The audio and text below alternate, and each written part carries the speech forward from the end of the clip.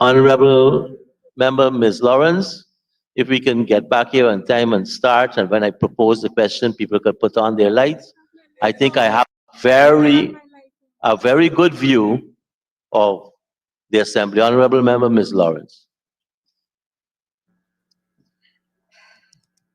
Mr. Speaker, I would just like to let you know I have my lights on before you put the question. However, my question to the minister is if he can describe the nature of the additional work being undertaken by Go Invest. Honorable Minister answering, the Honorable Minister of Parliamentary Affairs and Governance. Yes, thank you, Honorable MP. The funds are 11,755,666. This is for the purpose of Go Invest for participation in a number of exhibitions which were unplanned. So this is not works. This is actually participation in a series of exhibitions which they did not plan at the time in 2021 when they were preparing the budget. So you have one, two, three, four, five exhibitions, madam. One is the International Energy Expo, the Agri-Investment Forum, the Agri-Fest, which was in Barbados, the International Building Expo, and the Saudi Investment Engagement. So those are the five exhibitions that they participated in, which were unplanned at the time of preparing the 2021 budget. And this is to allow them to deal with the shortfall in funds before the end of the year. Thank you, Honorable Minister. Follow-up question, Honorable Member Ms. Lawrence. Thank you, Mr. Chair. Could the minister indicate whether Go Invest would do a review of these investments and participation in the various exhibitions so that we can be able to analyze what we have gotten from it? They have already been passed. So what is it that we were able to benefit from? Were they able to wait to see the next time they should participate in a larger way, or whether they should not participate at all? Is there, as I said, a review? Thank you.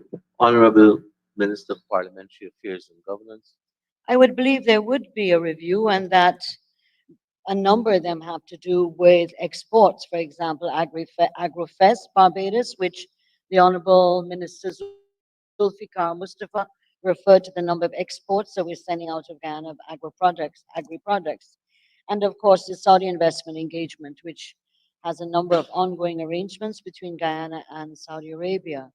The International Energy Expo, obviously, in terms of investment. So I believe that all of the exhibitions which were added um, have brought some benefit to our country, and obviously over as we expand and improve that, this will enhance our investment and opportunities for markets. Thank you, Honorable Minister. Honorable Leader of the Opposition. Minister, normally when there are these investment programs, they are out there before they start. Could the minister say if you have sought to get the list of these investment activities, and if we have identified those we intend to go with, so that we can avoid this in the future? Honorable Minister of Parliamentary Affairs and Governance. From what I see from their projections in 2021 and their budgetary releases, they planned for a number of exhibitions and expos, but these were additional to what they originally planned. And part may have been because of COVID, and a number of exhibitions may or may not have been certain they were coming off. So I'm sure as the the fact that Guyana is going more and more internationally, that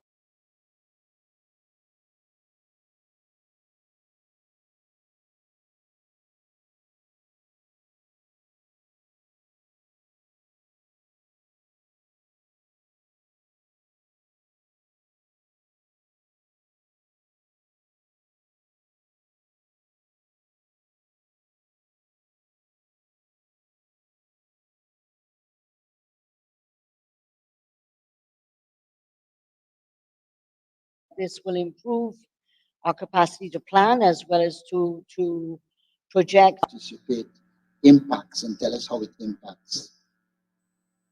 Honorable Minister. Sorry, I would not necessarily have that information with me, but the annual report of Go Invest would indicate, I believe, what were the benefits for these participation in these exhibitions. First of all, just in terms of improving the image of Guyana and presenting what Guyana has to offer, as well as to create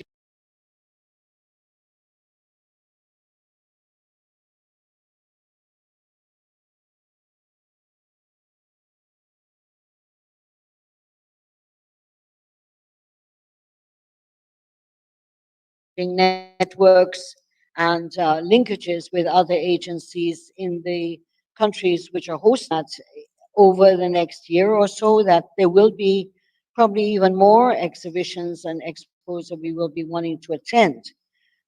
If you look at the International Building Expo that was held, the total in this investment of these five exhibitions was 11.7 million. That is not a large amount of money, but in terms of the International Building Expo, where you had quite a number of investors come in, that this would allow Go Invest to make contact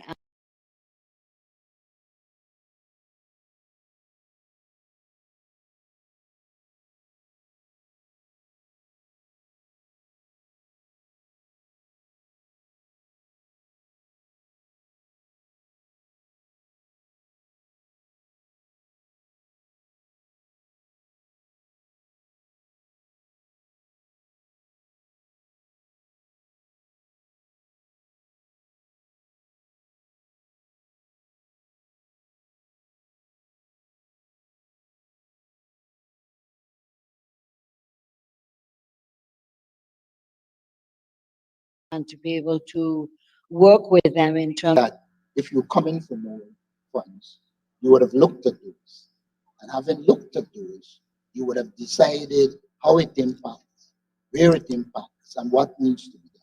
I'm seeking to get from you what has been the impact of those things on the country so that going forward, you know which one to select and which one not to select. Honorable Minister.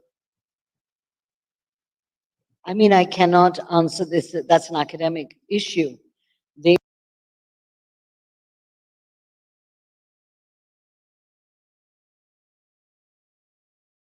agency will have which ones are in the best interest, and those that they have to, and of course, the cost involved.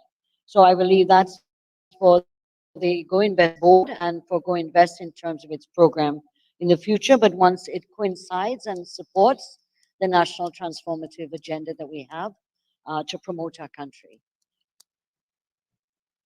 Thank you, Minister. Honorable members, I now put a question that the sum stated for Agency 01-014, Office of the President, Public Policy and Planning, Chart of Account 6321, subsidies and contributions to local organizations. And I put a question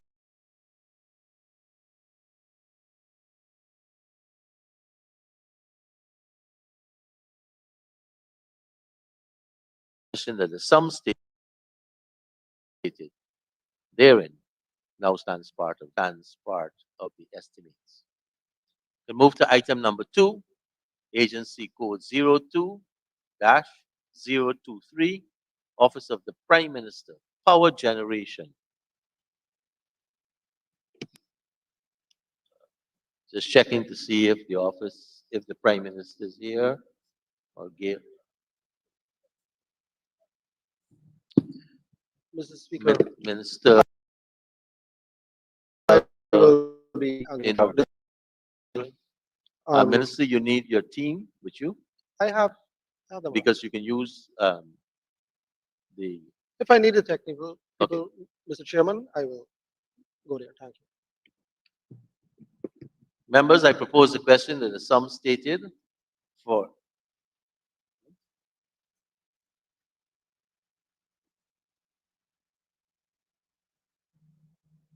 Yes. I propose a question that the sum stated for chart of account 6321, subsidies and contributions to local organizations, that the sum stated therein stands part of the estimates. The honorable member, Mr. Patterson. Thank you. So, to the member responding. First, can he disaggregate the lump sums here totaling to 1.3 billion? And can he disaggregate them? Not, I see what the subtotals are for each regional entity. Please. Honorable Minister in the Ministry of Public Works. Thank you, Mr. Chairman, and I would like to thank the honorable member, Mr. Patterson, for his question. So under this line item 6321, the total of 1.393317000. The breakdown of that, Mr. Speaker, is as follows. Linden Electricity Company, 927,527,000. Letem Power Company, 110 million. Mabaruma Power Company, 106 million. Kwakwani Utilities, 103 million. Port Kaichuma Power and Light Company, 76.8 million. Madia Power and Light Company, 49 million. Matthews Ridge Power and Light Company, 20 million.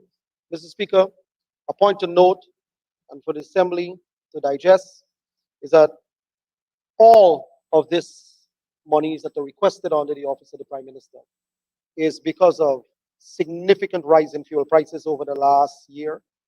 And these power companies operate on subsidies, as you know, and the original subsidy that was planned under the voted provisions at the beginning of the year did not foresee that kind of market fluctuation. Everybody who lives in reality knows that these power companies, they buy fuel, and we have seen a 65% increase in the cost for fuel. It's only related to the cost of fuel.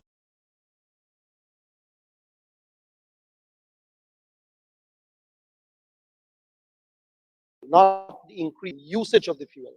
The same amount was used.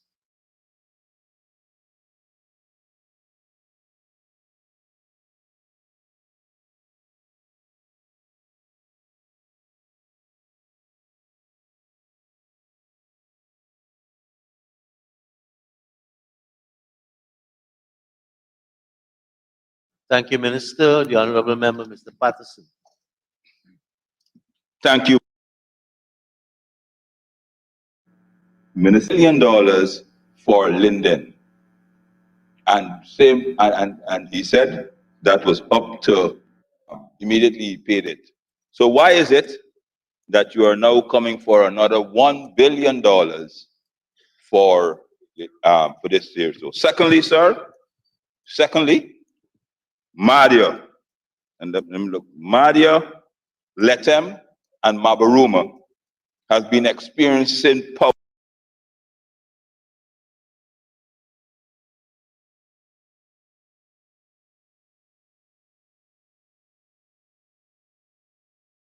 outages lasting more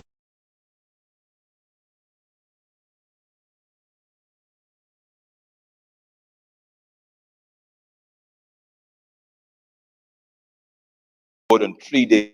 You're a dark Christmas because you don't have the foresight to help them, sir. Honorable Minister Indar. Thank you, honorable member's question and his comments. Linden Power Company expenditure for this, that is the expenditure that $1 billion. The 927, not 1 billion, Mr. Patterson, honorable member. 927 million. Let's get the number. That amount is for November and December, just to bridge those 2 months. Or else we'll have blackout in Linden, which we don't want. That is what the 927 is for. I would like to answer the issue on Letem, Madia, and Mabaruma. Mr. Speaker, when we came into office, they had a settled old lady, for want of a better word, with feeble foot, broke up knee kind of generating system. My dear, wrong analogy, old. Wrong term. A Yeah. feeble, broken up system of generating capacity that we achieved or collected or obtained from the previous government under the watch of the honorable member, Mr. Patterson. Let me explain about LETEM. I will go them one by one. LETEM. We had a lot of engines there that weren't working. They weren't working. We had to buy new engines.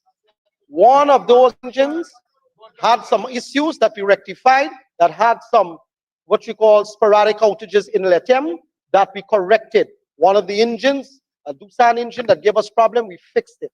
In addition to that, we put a new 1 megawatt solar farm to supplement the generation in LETEM.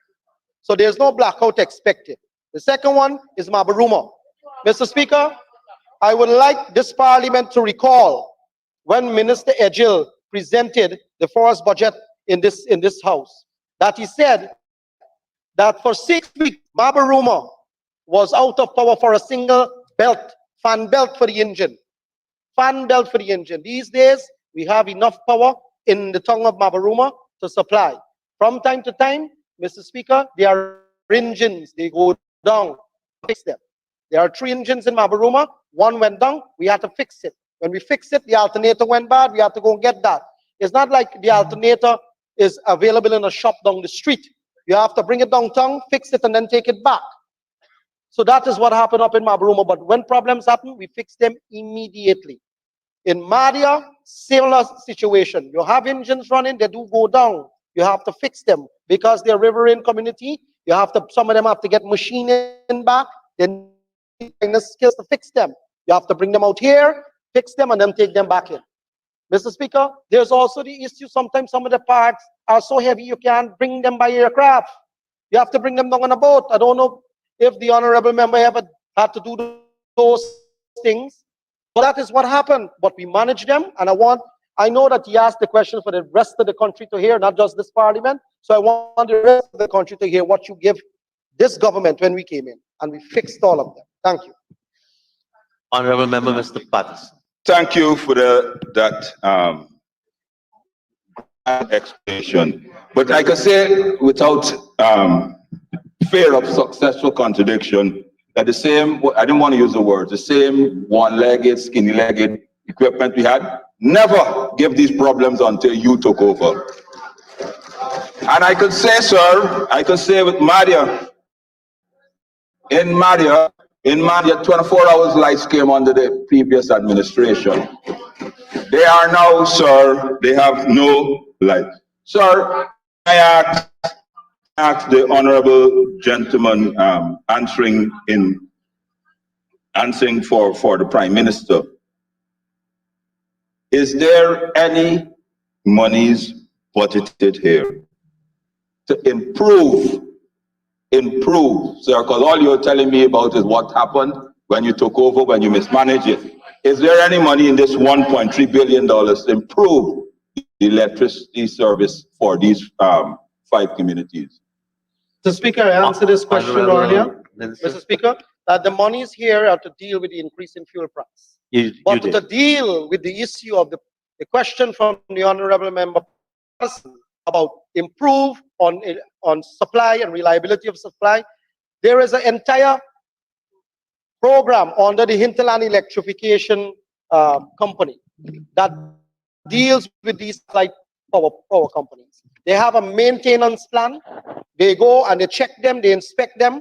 So there is a maintenance plan for the delivery of power to the hinterland communities. So there are thousands of customers that these satellite power stations provide power to, and there's a maintenance plan. There's surveillance checks. There are multiple different layers of engineers that go and check them. But again, from time to time, they do go down. Just like a human being running around the place all day. Sometimes you do fall sick. And you're a human being, you know how your hand feel. Imagine a machine or a car. So the honorable member, for you voting about your performance, I'm sorry. Honorable Member, please. Thank you, Honorable Leader. I want to make a point first before I ask this question. Honorable, I'm sure you're The long enough Honorable, to be able to ask the question while at the same time being effective. I'm asking, Mr. Speaker, Go ahead. if there is any provision in that $49 million for repairs to the power company's engine that was shut down 3 days when I was I sat on that board that we spoke about, and those engines work well up to the time when I left. Honorable For Minister. information purposes. Honorable Minister. Mr. Speaker, I don't know, he did not, maybe I didn't hear, but he did not say which area you are catching. Of course, sir, Madhya Power and Light. Thank you, Honorable Member, Mr. Sinclair. Honorable Minister. Okay. Mr. Speaker, I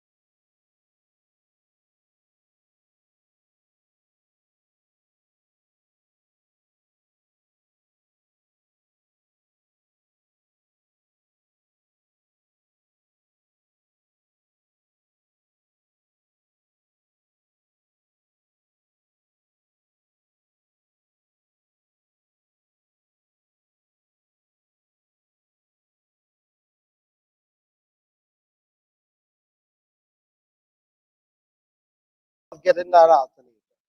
We're already dealing with the problem. We don't sleep. So I just want to give And you it's that not being assurance, sir. handled under So, but these this provisions. heading does not deal with that alternator. It's dealt with already. Thank you very much, Minister.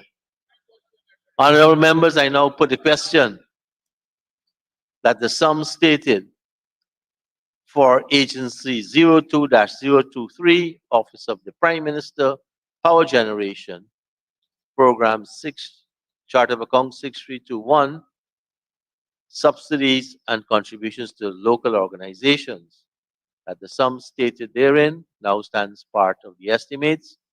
Those in favor say aye. Those against say no.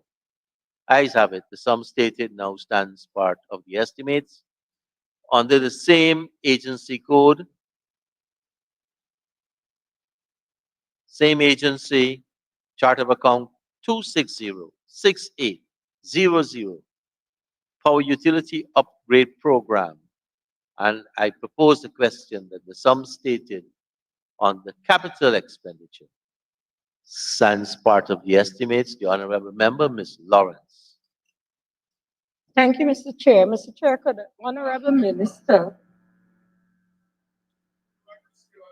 indicate to this House, now that the project is about to be closed, what has been the beneficial impact, if any, since we're having all these blackouts?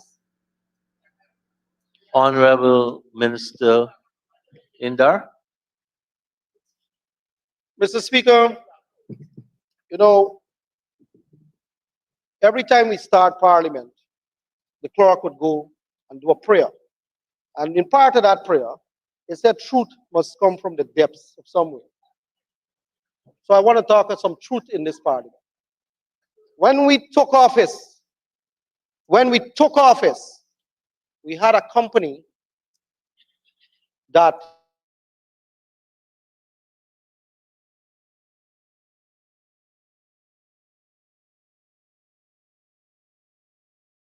the office of the president at that time, straight down to the agencies, all of them OGPL. The company did not have money to run its own affairs. The generation capacity at that time was below 100 megawatts. Below. That is the engines that were working. The rest of them were stringing along.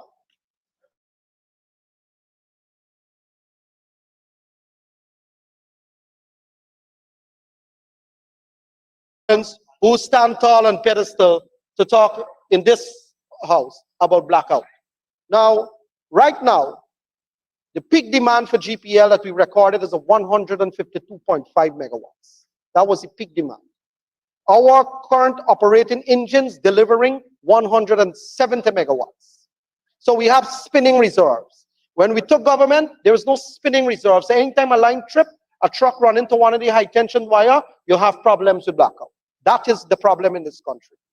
None of the substations were repaired. All of the switches, the switch gears, the cabinets, all of them in disrepair. So let me tell them about truth and blackout. Now, let's talk about this project and the $85 million that we're asking for here. This project has come to a close, Mr. Speaker. What has happened when the contractors buy the conductors and the line hardware and so on, and they have excess that the project did not use, they would normally, GPL would normally buy them because we need them, the conductors and the line hardware. This is to deal with that. At the beginning of the year, the PUUP, the Power Utility Upgrade Program, they did not have this in their budget, and they're asking for it now. This will be sold to GPL because the contractor had excess. Its conductors will be used and line hardware will be used for maintenance. Another thing that the APNU, under the Honorable Mr. Patterson, reduced to next to nothing in terms of maintenance of the lines. Thank you, Honorable Minister. Honorable Member, Mr. Patterson.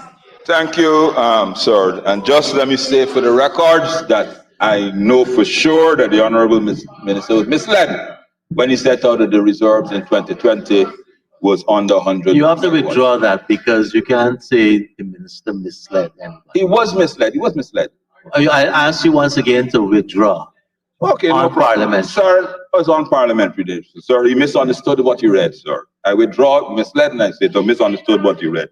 But, sir, the PUUP program was intended to reduce, I'm getting there, youngster, reduce technical and economic line losses.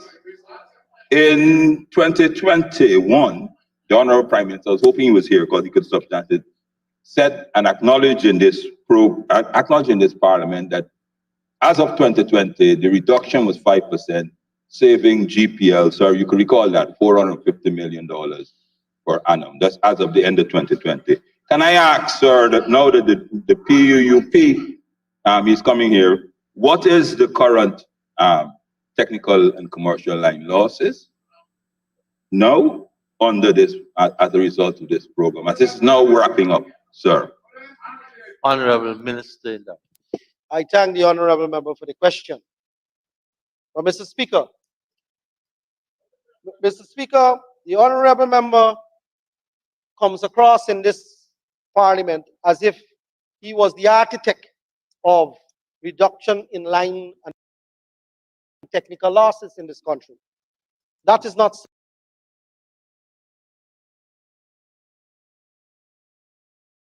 so. But let me say, to directly answer this question, there were a number of community. Last recording that was given to me by the technical people at the Power Utilities Upgrade Program was 23.9%. That is total of commercial and technical losses under the scope of this program. Thank you, Minister. Honorable Member, Mr. Patterson. Thank you very much, sir. So is the Honorable Minister saying that no progress was made, absolutely no progress made from 2020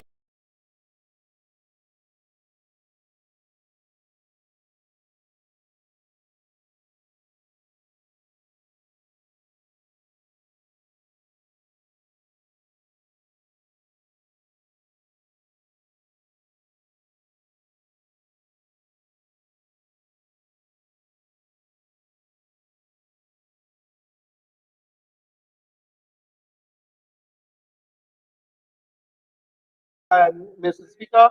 I don't know what Mr. Patterson, the honorable member, have a way of plotting numbers out of thin air. I'm not in that business. So I will say to you what was given to me by the technical people, them 23.9% in total losses. I don't understand where you talk about regression and all of that. I wouldn't even go down the road, and I don't think that even deserve an answer, Mr. Speaker. All due respect. Thank you, Minister. Honorable Member, Mr. Patterson. Mr. Speaker, just for the records and just so that the Honorable Minister, the Honorable Member doesn't think that I pluck numbers out of the air, sir. It's in the project document signed between the IDB, the EU, and the government of Guyana. It was 27 point. I don't have to bring it. You set out. I heard earlier, Mr. Speaker, Mr. Chairman, they said we shouldn't do it. They don't want to do work for us. The minister, the documents is there. So, can I ask the honorable member to disaggregate the figures of $23 million, 23%? It is commercial, it's made up of commercial and technical lineups. Can he disaggregate it for this house, please? Honorable Minister. Mr. Speaker, that information, I have the total commercial technical losses. I don't have the disaggregation at this point. Thank I you. will give that to Mr. Patterson. I will lay it over.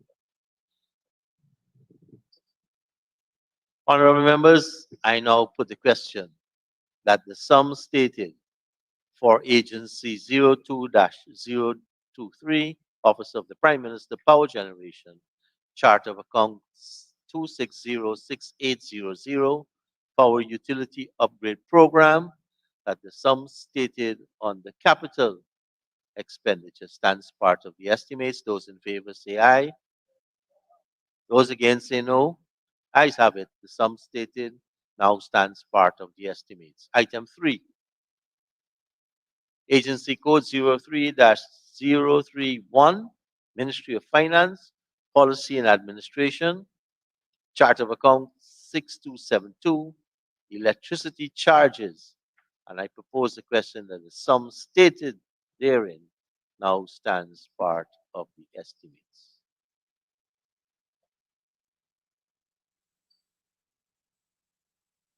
Honorable Member, Ms. Lawrence. Thank you, Mr. Chair. Mr. Chair, could the Honorable Minister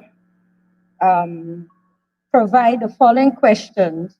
Given that, once again, there is a request for more money to pay GPL for arrears. A few months ago, the request was for $4 billion, in addition to the voted provision of $0.062 billion. Now the request is for $6.6 billion. And my questions, Mr. Minister, is has GPL provided you with its total arrears? And if yes, how much it is? And I would like to know whether you are thinking of closing that arrears and how soon, closing it off and how soon. Honorable Minister. Go ahead, Honorable Senior Minister in the Office of the President. Thank you very much, sir. And let me thank the honourable member for posing that question. It would be recalled, sir, that I've said in this House on a previous occasion that when we assumed office, we inherited a situation where GPL had total receivables in excess of $12 billion. Said differently, a variety of public sector agencies, this is not private sector, a variety of public sector agencies owed GPL, had outstanding debts to GPL in excess of $12 billion. And I indicated at that time that we would set about endeavoring to reduce that inherited stock of arrears owed to GPL, and also progressively over time try to stay current. And we have been doing so. That is to say, we have continued to endeavor to do so, and we've made a lot of progress. There are a number of entities whose financial situation continue, as I'm sure the honourable member knows, there are a number of entities whose financial situation continues to make it very difficult for them to meet the cost of their own electricity bill.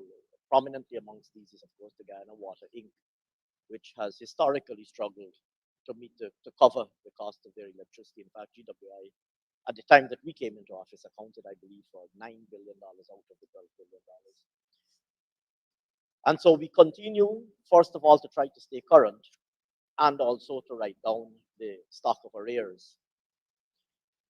And we do so at a time when GPL is carrying the cost of imported fuel that is dramatically more expensive than even 12 months ago. And we have taken a position, sir, as a government, that we will not pass on to the consumers the increased fuel cost that is being borne by GPL. We have said publicly that notwithstanding that GPL is buying and has been buying fuel sometimes at more than 50% higher than prices this year than last year, depending on the fuel type. As you know, they use a variety of fuel types. We have said that notwithstanding that the cost of their fuel has gone up by a very dramatic percentage, that we will absorb the cost of that increased fuel bill, and that we will not increase electricity tariffs. That also places a significant cash flow pressure on GPL and a significant liquidity pressure on GPL. So in answer to the honourable member's question, we do monitor constantly the outstanding stock of arrears. In fact, there are also, I should say, there are also entities outside of the confines of the central government. There are also entities like I would say, other public sector, if you like local authorities as well, places like the city and town councils and the municipalities that also have significant indebtedness to GPL. I don't, in fact, have those numbers at my current disposal right now, but they are available. Thank you very much. Thank you, Minister. Mr. Speaker. Mr. Speaker. Not catching the voice. Mr. Patterson? Thank you, Mr. Chairman. Related question, same line item. The GPL, I would like to know specifically from the minister responding, how much of this arrears in GPL will be going towards transportation? So it's widely known that the Garden of Eden plant is not operating and they're transporting fuel by road. And it is stated, sir, that it costs about $30 to $40 million in transportation costs alone. So can the Honorable Minister say to me, how much in this arrears is there to cover for that inefficiency by GPL? Land Garden of Eden's plant, not the fuel tanks not being operational to date. Honorable Minister Indar. Thank you very much. Thank the honorable member for the question. So the amount that GPL is asking for through the Ministry of Finance, I would just like to add to what Minister Singh said. In 2021, the fuel bill at GPL was $23 billion. In 2022, that figure will be $47 billion. That is on the heels of 0% increase in the electricity bill going to residents and businesses. We have not increased rates. So where is that extra $14.3 billion will be paid from? That is what we are asking for, is to offset the increase in fuel prices. The relationship, Mr. Speaker, for fuel price to total operating expense in 2021 was 60%.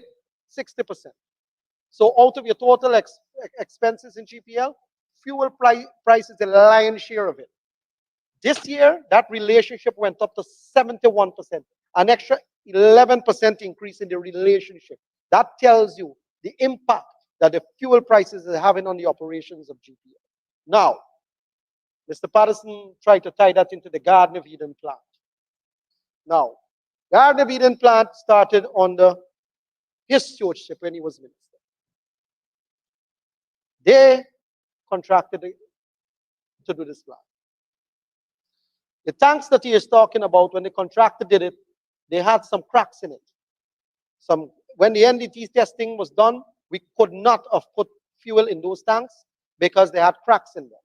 The contractor, the EPC contractor that was supposed to build the plant is standing the cost for the transportation and the storage. Because GPL is not taking that cost. So it's not here, Mr. Patterson, Mr. Speaker. This is to assist GPL with all of them debts. And in addition to that layer of debt that was outstanding to GPL from government agencies, we now have an extra broadside of fuel happening in this sector. So there's no love story that we're dealing with here, honorable members, Walter Lawrence and Mr. Patterson. It is the issue that came forward, and now you have fuel adding to it. Thank you, Mr. Speaker. Thank you, Minister Indar. Honorable Member, Mr. Patterson.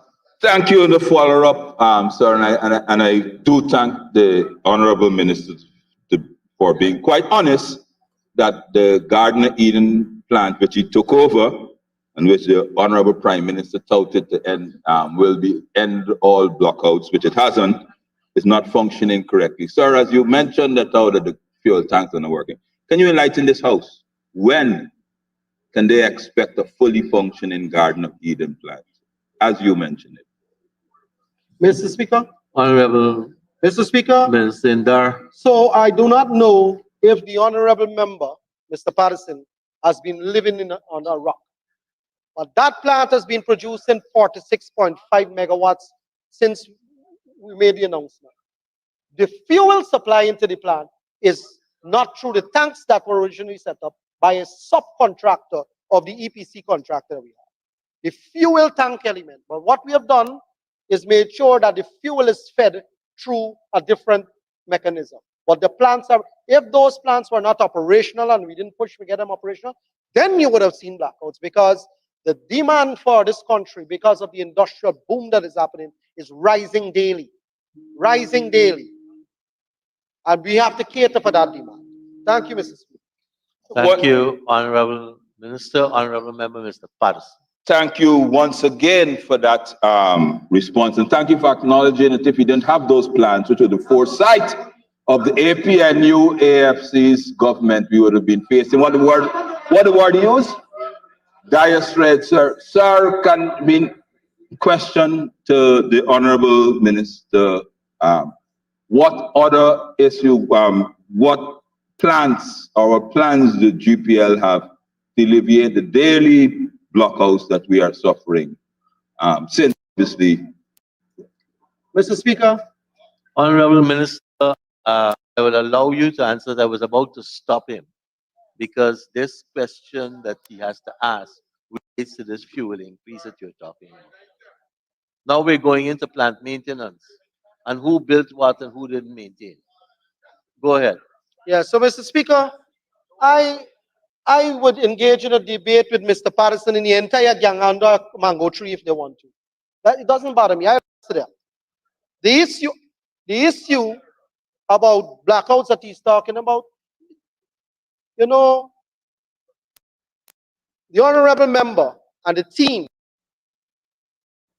believe that Guyanese have goldfish memory. The time we go up and come, then we forget what has happened. But we don't. We remember every detail. We remember every detail. So they had the sector mismanage it. Mismanage. We, in an economy that is growing in the year, demand in has been skyrocketing. New warehousing. The whole country is asking for power. The industrial customers, like the banks, the store, who used to is now back on the grid. All of those require generation capacity, honorable member. We put it in. And I want to answer the question about the 45 megawatts plant that he's gloating about. You didn't build it, sir. What you did is took money from a place that you shouldn't do and at a time that you shouldn't have. That is why the Honorable Minister of Finance, my esteemed colleague, Dr. Singh, and the Minister of Public Works made that argument when we took office in 2020 and in 2021 about how you took the money. You see what we are doing here? We're doing the right thing. We're coming to the House, we're defending the spending, and then we're going to spend, not the way that you did it. Thank you. Thank you very much, Honorable Minister. Honorable members, I think this is a good time to put a question that is some stated for agency 03-031, Ministry of Finance, Policy and Administration. 6272 electricity charges that is some stated therein now stands part of the estimates. Those in favor say aye. Those against say no. Ayes have it. The sum stated now stands part of the estimates. Same agency, chart of account 1900400, Basic Needs Trust Fund. And I propose the question that the sum stated on the capital expenditure stands part of the estimates.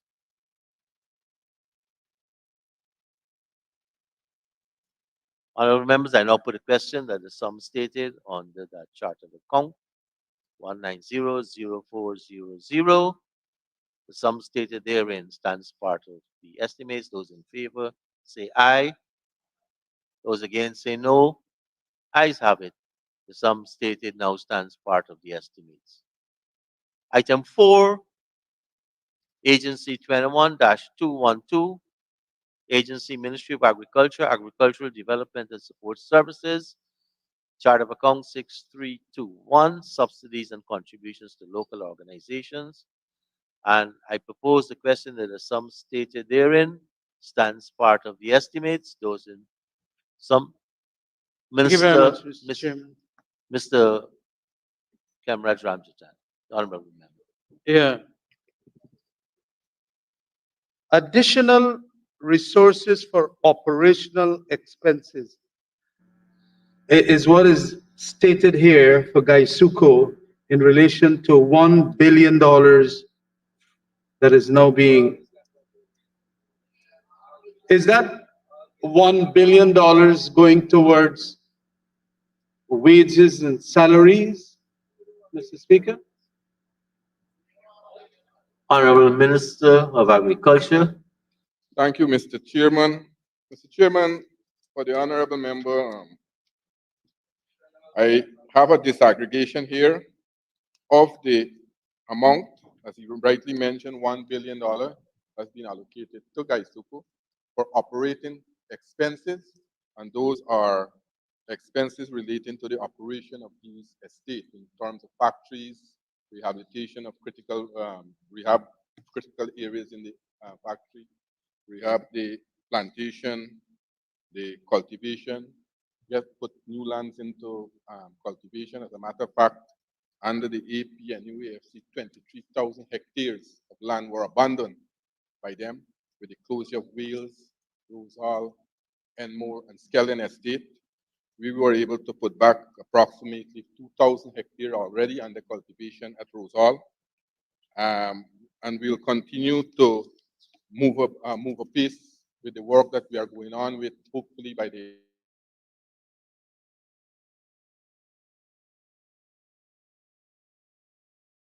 we have already employed close to about 1,500 workers who were laid off or who were put on the breadline by the AP and UAFC. So these monies are critical funds to rehab Gaisuko, and we are seeing now, because of the flood that we have encountered in 2021, a lot of the area, the prime estate like Albion and many cultivation areas there were damaged. Now we are retooling back and try to get enough cultivation, enough land under cultivation so that we have enough cane and increase production. Honorable Mr. Kamraj Ramjatan. Yes, I still would like an answer in relation to which estates will be, in this disaggregation you're talking about, will be getting what, how many 100 million, and for what purposes? You just don't give Gaisuko $1 billion like that. Is it for wages and salaries? Is it for buying some new equipment for which I would like that disaggregation? You don't want to state it? Honorable Minister of Agriculture. Mr. Chair, I think my colleague, Dr. Ashley Singh, would have answered it correctly this morning. It seems that the member over there have problem with their comprehension. I just said that these money are budgeted for operating costs in terms of retooling. I will list, for example, Albion, $363 million been allocated to Albion Estate. Good, thank you. 76 million have been allocated to Blairmont, Yes. and For what purpose? 561 million to Rose Hall. And I have the disaggregation, for example, disc plow, 5 disc plow, 30 inches each will be procured for Rose Hall, 7 of those. Tilling harrows, 5 for Rose Hall. And I can list all and give the honorable member, and I will lay it over to you. Thank I you, don't Honorable Minister of understand. Agriculture. Well, it Honorable could Member, appear that Mr. the Ramjitan. minister did not comprehend the English language. That is what I was asking for. And he gave it now. Thank you very much. No, Mr. The Chairman. disaggregation I having been mentioned done. earlier, probably the honorable member, he's talking about wages and salary. And I specifically said not wages Now and you salary. excluded wages and salary. I said, No. Honorable members, please. All right. In relation, Mr. Speaker, to the monies that Albion will be getting, these would there, do you see yourself as from today's date to the 31st of December spending these monies out for whatever the purpose you disaggregated there for? Honorable Minister. yes, Mr. Speaker. Thank you. Would Honorable Member, Mr. Ramjitan. Would the spendings involve procuring of any equipment, as like you mentioned, it is procuring of equipment, disc and that, whatever, and plows and all of that? Would these things be put out for procurement? Honorable Member, I think I see here current. Well, whatever it is, he's indicating that it is for certain equipment. That is what I understand him to be saying. Honorable Minister of Agriculture, I'm a bit confused now. Mr. I see Chair, current here. Yes, I said that these funds that have been allocated, these will fix all these equipment that are laying at the estate presently, and we'll fix them to get them in action so that we can start back and retool the estate. That's what I'm saying. Well, for the fixing of them, some contractor or mechanic will have to do that. Honorable Member, Mr. Ramjitan, we started a cross-talking just now, Yeah. and the two of you had a shouting match. Yeah. And you've been here longer than I me. have been long enough, sir. So please address the question to me and let me put it. Please. Would there be procurement services for the rehabilitation of these? And would the rehabilitation of these now be contracted out? Honorable Minister. Mr. Chair, each estate is equipped with a field workshop. Albion Estate is equipped with a central workshop. Other estates are equipped with mechanical tillage department where they service these equipment. So the estate, Gaisuko itself, has the capacity to fix these equipment. Thank you, Honorable Minister. Honorable Member, Mr. Ramjitan. No, that's right. Honorable Member, Mr. Figueroa. Thank you, Mr. Speaker. With regards to the operational expense, Honorable Minister, can you indicate to this House what was Gaisuko's budgeted operation expense for 2022 for all of the said estates covered? 2022. Honorable Minister. Mr. Chair, to date, 12 billion have been budgeted for the operating estate for the entire corporation. Thank you very much, Minister. Honorable Member, Mr. Figueroa. Can the Honorable Minister inform this House how much Gaisuko earned from the normal business of selling sugar and molasses of November 2022? Honorable November Minister, I'm not going to 2022. put that question to you. We're talking about the specific sum here and the purposes of it. Honorable Member, I have Mr. another- Figuera. Yes, thank you. How much of Gaisuko's earnings from its core activities was spent on operation expenses? Honorable Minister. Mr. Chair, I don't have that figure with me. I will lay that figure over later.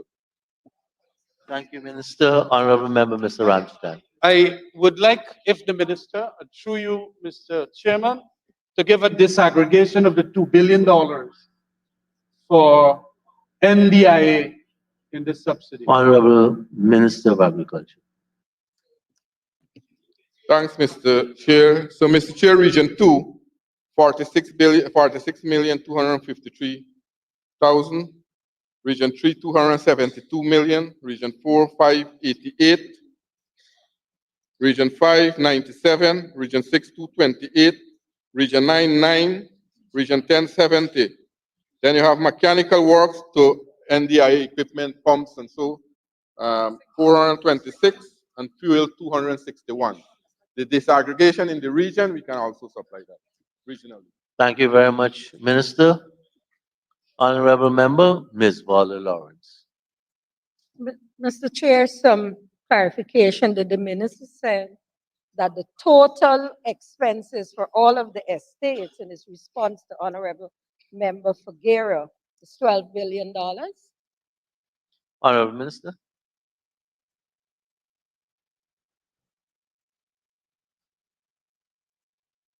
So if I could answer the honorable member, Mr. Chair. So up to October of 2022 is $12 billion. Thank you, Minister. Follow-up, Honorable Mr. Member, Ms. Follow-up, Lawrence. Mr. Chair. Honorable Minister, you came to this House for a previous supplemental of $3.541 billion. And now you're here, and then you had another one for $3 billion. And then now you're here asking for $1 billion.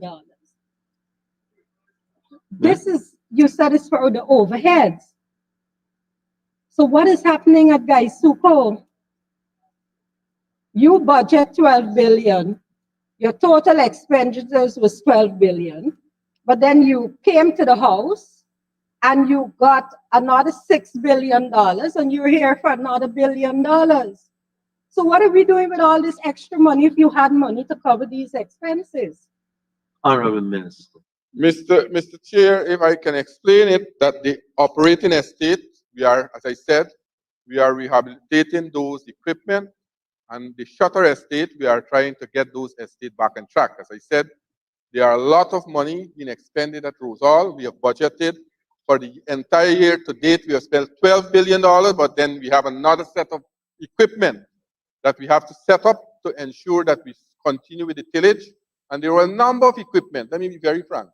There are a number of equipment that was set aside and left in the field that we have to rehab.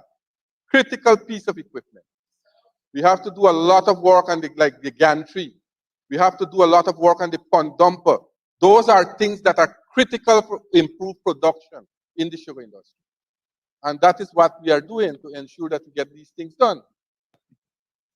Thank you, Minister. Honorable Member, Ms. Lawrence. Thank you, Mr. Chair. Following up on what the minister just explained, are you saying that in your planning for 2022, that what you're asking us for this money for, to do all these things that was in the field, etc., and so on, that it wasn't in your plan? So if it wasn't in your plan, what type of budgeting you doing? Honorable Minister of Agriculture. You see, probably, Mr. Chair, through your office, I can invite the member of the opposition to take a tour of the estate. You see, these estate equipment, as you go in, you find different things deteriorate over time. They left Rosal Estate, lock it up, and Rosal Estate was deteriorating badly, right? The point why I'm trying to, as you go into these estates, you go in more to these factories and you look at these equipment, you are finding more and more equipment and more parts you have to rehab. And that is why you have unforeseen budgeting when you do the forest budget. So that is why you have to get these supplementary funding to spend on these estates. Thank you, Minister.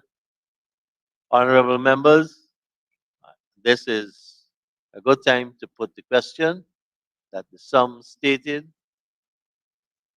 for Agency 21-212, Ministry of Agriculture, Agricultural Development and Support Services, Chart of Account 6321, subsidies and contributions to local organizations, that the sum stated therein stands part of the estimates. Those in favor say aye. Those against say no. Ayes have it. The sum stated now stands part of the estimates. Item number 5, Agency 23-232, Ministry of Tourism, Industry and Commerce, Business Development, Support and Promotion, Chart of Account 440-3100, National Quality Infrastructure. And I propose a question that the sum stated therein now stands part of the estimates. Honorable members, I now put a question that the sum stated for Agency 23-232, Ministry of Tourism, Industry and Commerce, Chart of Account 440-3100, that the sum stated therein now stands part of the estimates. Those in favor say aye. Those against say no. Ayes have it. The sum stated now stands part of the estimates. Item number 6, Agency 31-311, Ministry of Public Works, Policy Development Administration, Chart of Account 6281, Security Services. And I propose a question that the sum stated therein stands part of the estimates. The Honorable Member, Ms. Lawrence. Thank you, Mr. Chair, to the Honorable Minister. To the Minister indicate with regards to this supplemental request for $70 million, which is added to the voted provision, how much of this request is due to the increase in minimum wage for the private sector? And which security agency has been contracted to guard which buildings? Honorable Minister.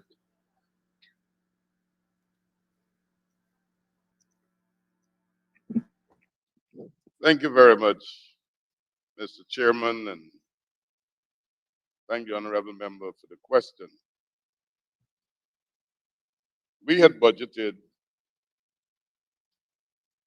for 2022 under this line item that we would have expended $117,666,000.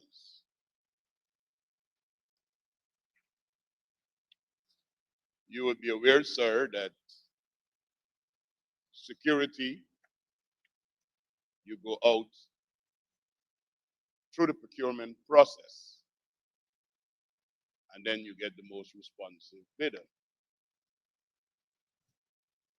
That process was completed, and this is for a number of buildings across the ministry's installations, and we expended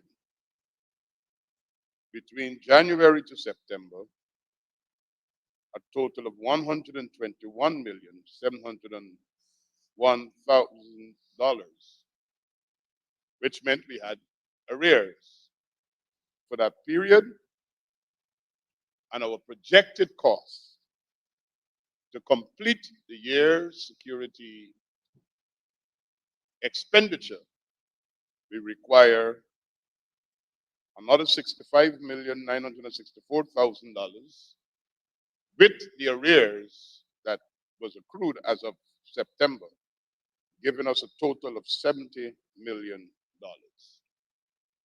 Mr. Chairman, for the benefit of the honorable member, the award of the security contracts vary depending on location.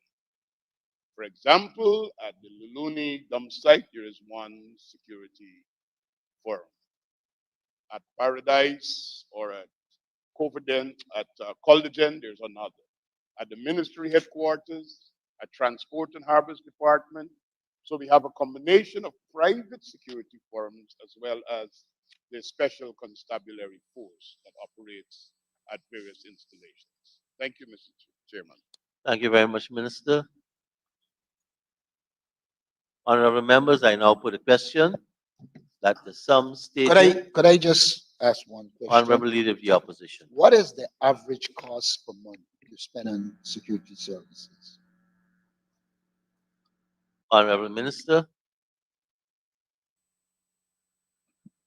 Mr. Chairman, the answer to that question would be 121 plus 70 divided by 12. Thank you. You divide it by 5, you will end up somewhere in the vicinity of 2022 million for the next 4 months, because you said it's up December, October, November, December, 3 months. This will work out to about 66 using your figures. So that you how is it that you're operating at this cost and you end up at 70 million? Honorable Minister, I think you may have an explanation because you said 121 plus 70 divided by 12, right? Yes. Okay, go ahead. I went through, Mr. Chairman, to indicate that our budgetary allocation was $117 million. From January to September, cumulatively, we had spent $121,701,000, which meant the ministry were in arrears by $5 million plus dollars. To complete the year, October, November, and December, we will need an additional $65,964,000 based upon the contracts that we have. So to get the average per month, January to September, 121, 701, 936. October to December, 65, 964, 064, and divide by 12. That will be the average. Thank you very much, sir. Thank you, Honorable Minister. Honorable members, I now put a question that the sum stated for Agency 31-311, Chart of Accounts 6281, Security Services, that the sum stated therein stands part of the estimates. Those in favor say aye. Those in favor say aye. Those against say no. Ayes have it. The sum stated now stands part of the estimates. Same agency, chart of account 6321, subsidies and contributions to local organizations. And I propose the question that the sum stated therein stands part of the estimates. The Honorable Member, Mr. Patterson. Thank you very much, Mr. Chairman. First off, let me say that fully support the subsidy to transport and harbors. I do think that's all that they desperately need.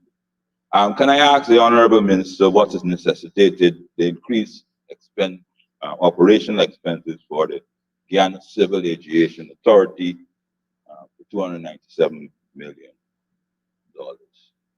Honorable Minister. Mr. Chairman, I thank the honorable member for the question. Mr. Chairman, had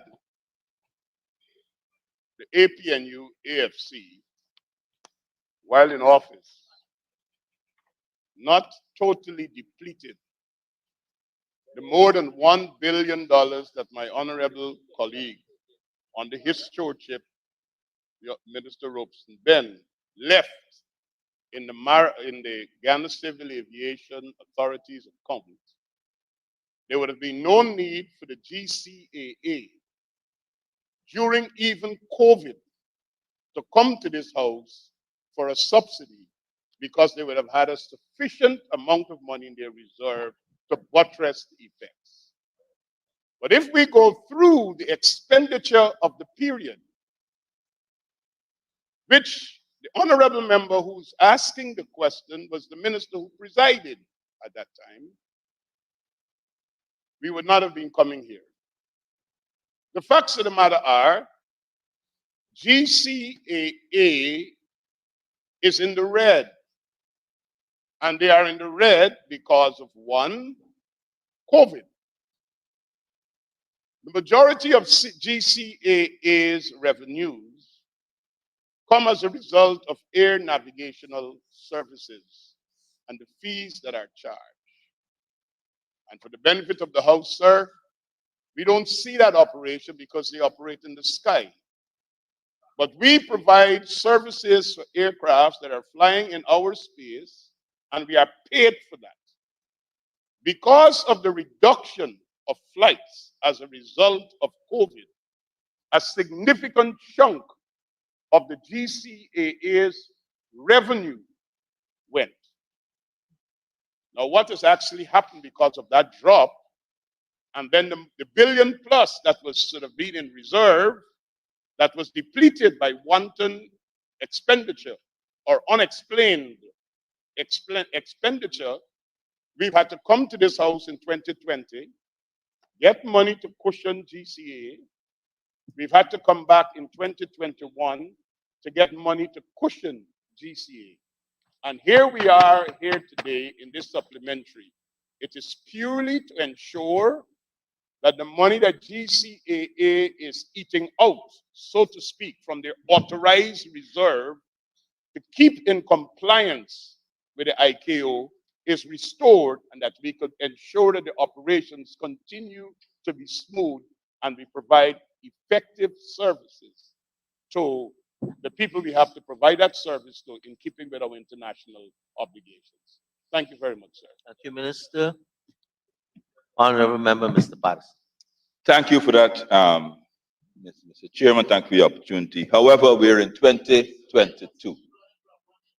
2022, sir. Can the Honorable Minister say that at the beginning, in preparation of the budget 2022, if GCA did not prepare a budget, did not do full anticipation, sorry, giving us all sort of historic fact. We're in 2022. What has necessitated, sir, the $297 million for budgeted extra for 2022? Honorable Minister. Mr. Chairman, I'm sure that every honorable member of this House, that we're aware of budgeting as a principle. You make assumptions. You assume that a certain level of normalcy will be introduced, but any reading of the literature would tell you that around the world, that even if you want to be able to increase flights, there's a shortage of crew. Because during the pandemic period, a lot of pilots were not flying, and as a result of that, many of them have to be retrained and all the rest of it. So there is still need for, while there is equipment, personnel to fly those planes. And a lot of airlines have not yet come back up to peak. So the route that allows for the Guyana overpass so that we could earn revenue is not yet up to its optimal level, or we have not yet reached our 2019 period. We would have anticipated that it would have been a greater increase, but it's not there yet. And like I repeat, for emphasis, sir, any agency regulatory like the GCAA and all of the things that they have to do, even in the difficulty of a pandemic, you have to maintain standards because safety is our number one priority. We have to keep all the inspectors on board. We have to be able to do everything that you would have done pre-pandemic period, but you're receiving less revenue as a result that we're not yet up to our optimal level. We anticipated that we would have had a greater increase, but the fact of the matter is, in terms of our overpass flights, we're not there yet. So revenue is still restricted, sir. Thank you. Thank you very much, Honorable Minister. Honorable members, I now put a question that the sum stated for Chart of Account 6321 of the Ministry of Public Works, Policy Development and Administration, that the sum stated now stands part of the estimates. Those in favor say aye. Those against say no. Ayes have it. Sum stated now stands part of the estimates. Agency 31-312, Ministry of Public Works, Public Works. Chart of Account 1403800, East Bank, East Coast Demerara linkage. And I propose a question that the sum stated therein stands part of the estimates. I now put a question that the sum stated for Agency 31-312, Chart of Account 1403800, East Bank, East Coast, Demerara Road linkages, and the sum stated therein stands part of the estimates. Those in favor say aye. Those against say no. Ayes have it. Sum stated now stands part of the estimates. Same agency, Chart of Account 1404100, miscellaneous roads, drainage, and I propose the sum stated therein stands part of the estimates. The Honorable Member, Mr. Patterson. Thank you,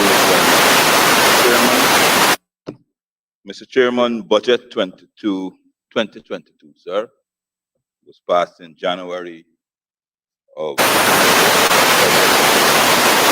capital works for this ministry was 88 billion in total.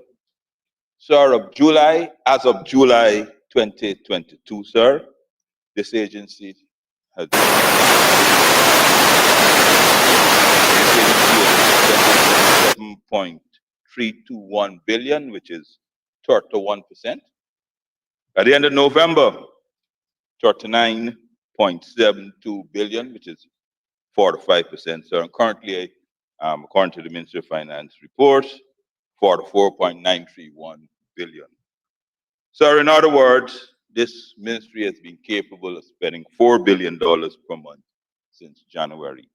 The balance in the capital work portfolio, sir, is 43.166 billion. This additional, sir, would give the ministry a balance to spend the next 26 days of $65.34 billion, sir. That would account for almost $2.3 billion per day. Sir, so my first question is on this matter. How does the minister and the ministry intend to spend this $18.1 billion, sir, when they're unable to spend $88 billion allocated since January? Honorable Minister. Mr. Chairman, I thank the honorable member for the question. But I'd like to inform the House that we're dealing here with a specific line item, miscellaneous roads. And the sums that are being sought here is to spend on roads. Miscellaneous roads are what we call community roads. And Mr. Chairman, you would agree with me because I do get some of your messages when representation is made to your office about interventions that are required in different places. The monies that are being sought here today, sir, is to accelerate and to continue to bring relief to the thousands or tens of thousands of people who are waiting for their roads to be fixed. We came a little early in the year when we had a supplementary provision of $3 billion, and I said that is advances. But I would like to give a report card so that Mr. Patterson, the honorable member, who just quoted figures. Mr. Speaker, Mr. Chairman, the fact of the matter is, the sums that we are spending on miscellaneous roads alone, the PPPC in this year's budget, is more than the entire Ministry of Public Infrastructure's budget when Mr. Patterson was the minister. What we are spending on one program, I guess that is why his maths is so fuzzy. And he's coming with different things. What we are spending on one item, I'm not talking here about hinterland roads and highways and bridges and so on. We're talking here just community roads. For the benefit of Mr. Patterson and all members of the House, we have currently 1,053 community roads under active work across all 10 administrative regions of Guyana for 2022. Mr. Speaker, Mr. Chairman, I'd also like to tell Mr. Patterson that as a result of these 1,053 roads, we have engaged more than 942 contractors.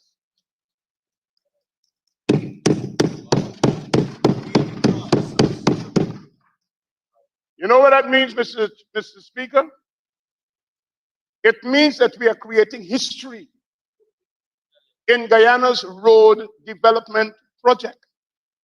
Because the cumulative number of roads, community roads that would have been done in 5 years, under Mr. Patterson, who's asking me this question, is what? Does not represent 50% of what we are doing in the year 2022.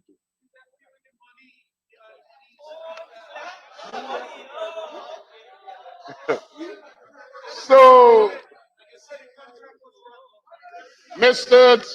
Chairman, the honorable member's question provides me with an opportunity to indicate to this House the Ministry of Public Works, which has been charged with the primary responsibility of modernizing and transforming Guyana's infrastructure, in partnership with my colleague from the Ministry of Local Government and Regional Development, and my colleague from the Ministry of Housing and Water, in a collaborative manner, across the length and breadth of Guyana, we are bringing relief to people.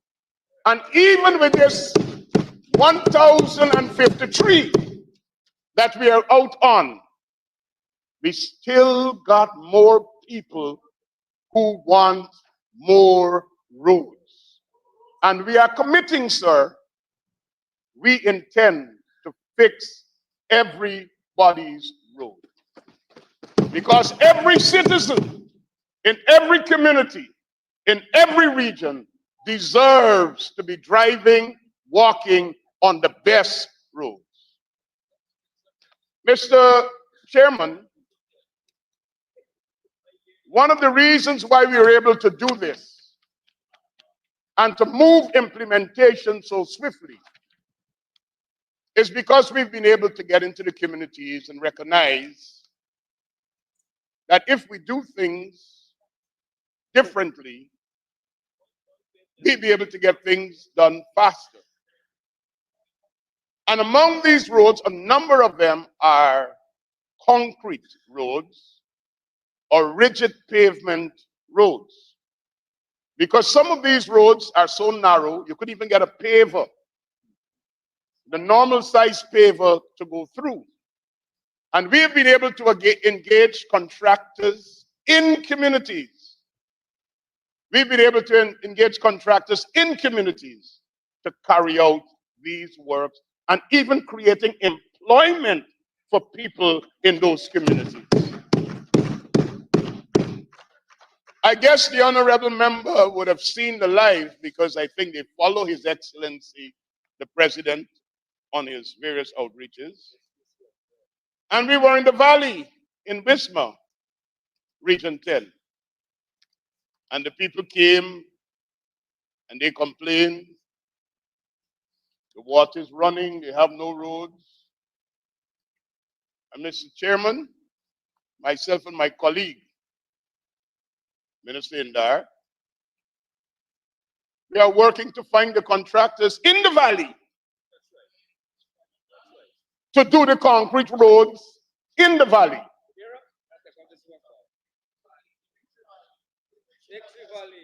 And Mr. Chairman, the Honorable Prime Minister, just at lunch,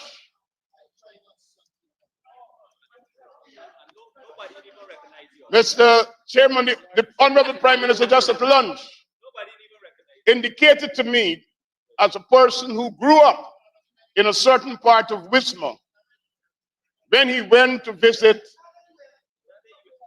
the issue with the mudslide and he drove around the community, he was pleasantly surprised at the volume of roads that have been fixed in an area that he was so acquainted with. Mr. Chairman, I'm sure the honorable member, Mr. Figueroa, who is the representative of Region 10, will be happy to put on his Facebook page that when he was coming to Parliament this morning, the road right in front of the forestry station, where every truck going through Linden has to stop and pay, where none of the monies collected from the tolls come to the Ministry of Public Works or to the Consolidated Fund, that even though that road was left in a deplorable state, even though they are collecting the money from the tolls, this morning he had the picture that he has not yet posted on his Facebook page that that road has been paved. This is what this program is doing. Mr. Speaker, Mr. Chairman, I am sure that the honorable member, the leader of the opposition, who lives on Prince William Street, Pleasance, would be bold enough to tell the National Assembly that the street that he's living on is under construction. And even though the contractor who's been awarded the contract has created great unease to the people in the community for his bad performance, we didn't close our eyes and say, you know, is who, never mind. We stepped in, we cautioned him, we tried to work with him. We had to terminate his contract. But Mr. Norton, the honorable member, would be pleased to tell the National Assembly that when he left home this morning, there were active works to complete Prince William Street, Pleasance. That is what this program is doing. I am sure, Mr. Speaker, that the honorable member from Essequibo, Region 2, would be able to tell this honorable house that everywhere we have fixed Block 22 for you. The street is already fixed. Yes, for you. You put it up on your Facebook page, I'll be fix it for you. Yes, sir. The honorable member from Region 2, who hosts his weekly program on Facebook, would be happy to tell this house, who's also the chairman of the PNC, who will be able to tell this honorable house that everywhere that he travels in Essequibo, he is seeing roads being fixed, whether they are in constituencies that voted for the PPP or what voted for the APNU. All across, the roads are being fixed. The Underneming Road is being fixed. The Mainstay Road is being fixed. The Charity Road is being fixed. I'm sure I'm sure that the honorable member from Region 3, who is now under suspension, at least will be honest enough when he appears on one of those side shows that offer some amount of entertainment to the Guyanese people. He will be honest enough to tell about the multitude of roads that are being done in Region 3, whether it's in the islands or on the mainland. Because everywhere you see, to the point where my honorable colleague, Minister Indar, had to intervene to ensure development comes to the Namstel because they were seeking to prevent the contractor from executing works in the Namstel. Mr. Chairman, I am sure that the honorable member from Region 5 and 6 who sit on this side of the House would be able to explain to the members of this House the magnitude of what is being done. And I'm sure if we put aside politics and we go to Region 10, what we are doing in Region 10 in 2022, $1.3 billion worth of roads being done in Linden and Kokwani, more than what the APNU AFC did in 5 years. So we are happy. We are extremely happy. And I see the honorable member from Region 7. She will be able to go, the honorable member will be able to tell the people, you know, the PPPC did not only fix the roads in main Bartikotong, they went all the way over to Foulmouth.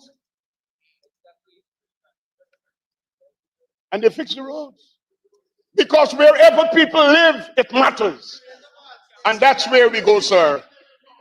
So, every community, and for the benefit of the honorable member, Mr. Ramjatan, I'm sure when he drove to come to Parliament, he had some diversions. And because roads are being fixed in the Campbellville, Prashad Nagar, Bel Air area, bringing relief to the people of North Georgetown. And if you go to South Georgetown, the same story exists, because right now in All Boys Town, contracts have been signed to do roads and drains to fix South Georgetown. So, from the community, people from the community. So, if you go to Buxton, you know, I should have walked with some of the letters that I get from Buxton and those places where people send to tell us, man, we waited so long. Thank you, Minister. Thank you, PPPC, for the work that you are doing. But while we sing our praises, Mr. Chairman, and we are satisfied that we are doing everything we can do, let me take time to say this, Mr. Chairman.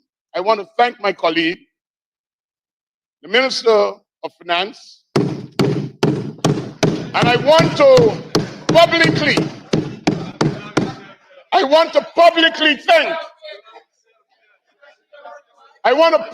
thank the Vice President, Dr. Barajagdio, for understanding and responding to the needs of the people as represented through the Ministry of Public Works to make a bigger allocation to accelerate community roads. So, sir, we are working on an expanded program. More is available. We are doing more. We are building capacity of small contractors. We are increasing the capacity of medium-sized contractors. And Mr. Chairman, we need to debunk this myth.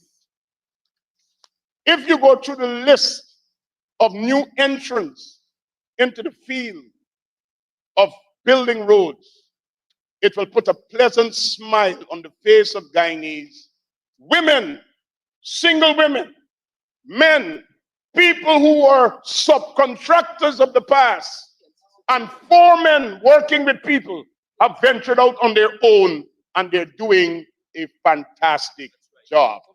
So, Mr. Chairman, this is what we will do between now, December 31st. We are pushing implementation, and like I said, this is not just the Ministry of Public Works, it's a collaborative effort, but we are the leading partner here, local government as well as housing and water. Thank you very much, Mr. Chairman. Thank you very much, Minister. The Honorable Leader of the Opposition. The Honorable Minister invited me to respond to the things he raised. Before I ask the question, I will proceed. On Yeah, but the Honorable Member can't tell you to respond. I have to give you leave to respond. So I are can give you giving me leave to permission ask a question. So I can't respond. Honorable Leader of the Opposition, please. I want to start by saying last Sunday I drove into Victory Valley that you spoke about, and the road was paved. There's only a little piece that is left for you to pave. That's the first thing I want to say. But let me ask you the question. You said that you're building 1,053 roads. That works out to about an average of 100 roads per region.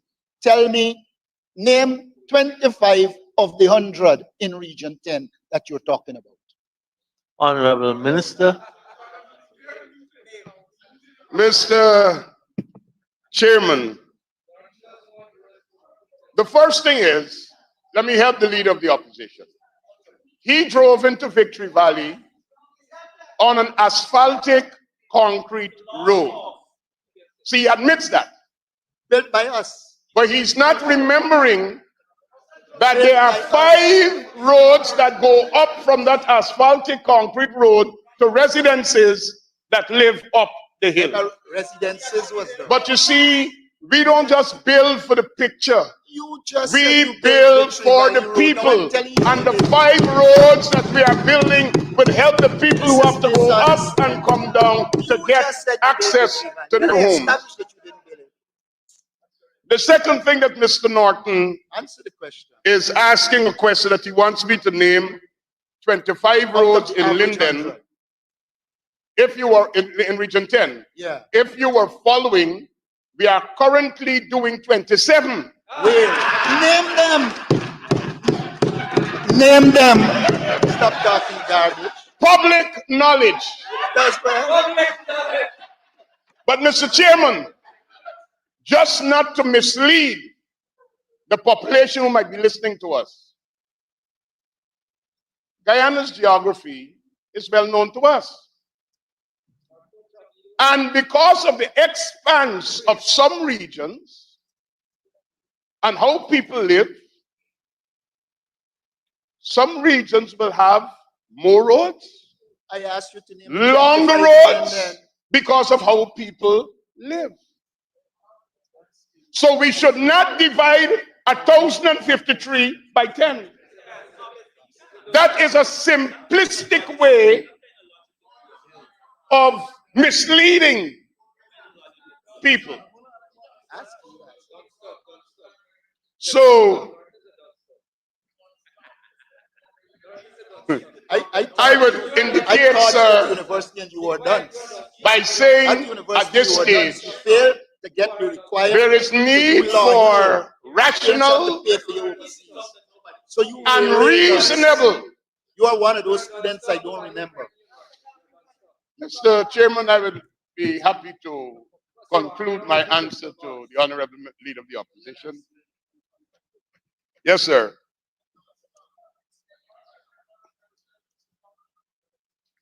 My staff has graciously allowed me to name all the roads. So let me name names.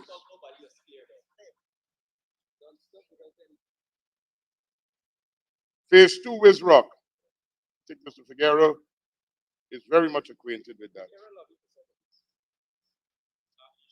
Bonner Street, Amelia's Ward. Canvas City Back Road. Citygate Street, Amelia's Ward. Pompey Street, Christianburg. You know those areas, Mr. Norton? Rehab of Rachel Road, Wisma. Fourth Corner, Amelia's Ward.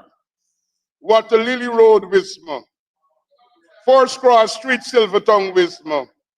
Second Alley, Wisma. Third Alley, Wisma. Buck Hill Side Road, Wisma. Water Treatment Plant Road, Wisrock, Region 10. Wisma Hill Access Road. Rehab of the old Caracara Road. Rehab of School Circle Road. Rehab of Matthews Lane. Self-Help Road, Amelia's Ward. Fourth Corner, Lovers Lane, Amelia's Ward. Industrial Area Road. And Mr. Chairman, some of these roads are actually networks. It's not just a single road, but they operate in networks. Rehab of Toucan Drive. Rehab of Spikeland Main Road. Rehab of internal roads in Kukwani, and that is 5. Rehab of Spikeland Back Road, Lower Amelia's Ward, and the rehab of the entire Mines Road, from Old England all the way to Three Friends. Thank you very much, sir. Thank you very much, Honorable Minister, Honorable Leader of the Opposition. Apart from the fact that a lot of what was said isn't true. Honorable Leader of the apart- Opposition, Yeah. you're saying what he's saying there is not true? I'm saying that Pompey Street hasn't For been Pompey. One, I'm saying that it was not done until now, it isn't finished. And I can go and bring you. I can go and bring to this house the pictures. Just like how you would claim that Burnham Boulevard was done and it wasn't done. I can bring pictures to show you at least 3 or 4 of those called. May I also now turn and ask the honorable member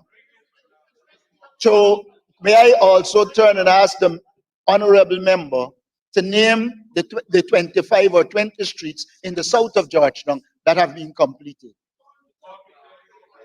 Honorable Leader of the Opposition, I didn't hear the Honorable Minister say completed, but will be completed by, I think he said, right? But Minister, go ahead. 25. I could start you off with Ketley Street. Thank you very much for doing that. Mr. Chairman, this will have no ending if we continue like this. But let me just say, sir, I take very strongly comments that the Honorable Leader of the Opposition just made, and I take serious umbrage to that he is saying that I know fully well. But let me tell you what I know. Because every one of these projects that I've just named, I walk these streets myself with the engineers, the contractors, and representatives of the APNU who followed along. It's either that they're afraid to tell you about the development that is taking in Linden because they shook my hand.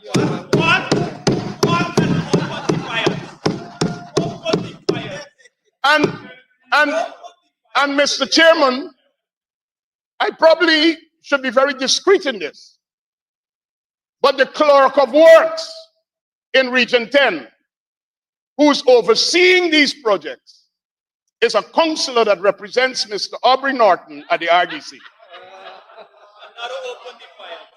And you will want to come here and pretend that you don't know? Mr. Chairman, I am assuring the people of Guyana that all across this country, in a non-discriminatory manner, we are making every effort to address this issue of roads. And the reason why we have this great backlog is the deficit that we inherited when we came to office. Thank you, sir. Thank you very much, Honorable Minister, Honorable Member I Ms. am Valda just- Lawrence. Oh, sorry. Thank you, Mr. Chair, to the Honorable Minister. With 26 more days before the end of the year, Minister, how are you going to go about getting these works done? Are you going to go to tender, or are you going to go to force account? Or are you going to go to force accounts? And could you kindly tell me how many of these projects are working projects and how many are new projects? And as you do your list, I don't know, could you add All Boys Town to your list? Calendar Street, Bel Air Street, Nomprel Street, Cortes Street, and all the side streets in All Boys Town. And also, can you add Sophia to your list, especially B Field? The streets are inaccessible. Can you do something about that? Thank you very much, Mr. Honorable Minister. Thank you very much, Mr. Chairman, and the honorable member, Ms. Lawrence, knows that I always take her calls and I respond to her requests. So, B Fields Fire, I'll start there. I was there up to yesterday. And you would be aware that the last concrete bridge that was built there was done under the stewardship of my colleague sitting right there, Mr. Robeson then. And there was a second bridge that was to be built that was wooden, that nothing was done in the last 5 years, that is now in a very deplorable condition. The contract for that bridge over the Blacker was signed on a Sunday. My permanent secretary was here. He worked on a Sunday. And if we can fix the bridge, we don't need grandstanding to tell us we got to fix the road. If we fix the bridge, we know we got to fix the road. And we will fix B Field. Everything cannot be done at the same time. We will continue. But you know, Mr. Chairman, there were some roads that were done in Sophia in the last 5 years. There were some roads that were done. I have to admit, there were some roads that were done. I would not deny the APNU AFC of the fact that there were some roads that were done in Sophia. But it would be hard pressed to tell the people of Guyana what criteria was used to fix those roads. I guess it had to do with who's living there. Because you will find a road here, 3, 5, 7 roads in a deplorable condition, and then another one fixed it. Then you say, the blacks, they never fixed this one, but they fixed that 2 times, or they fixed that 3 times.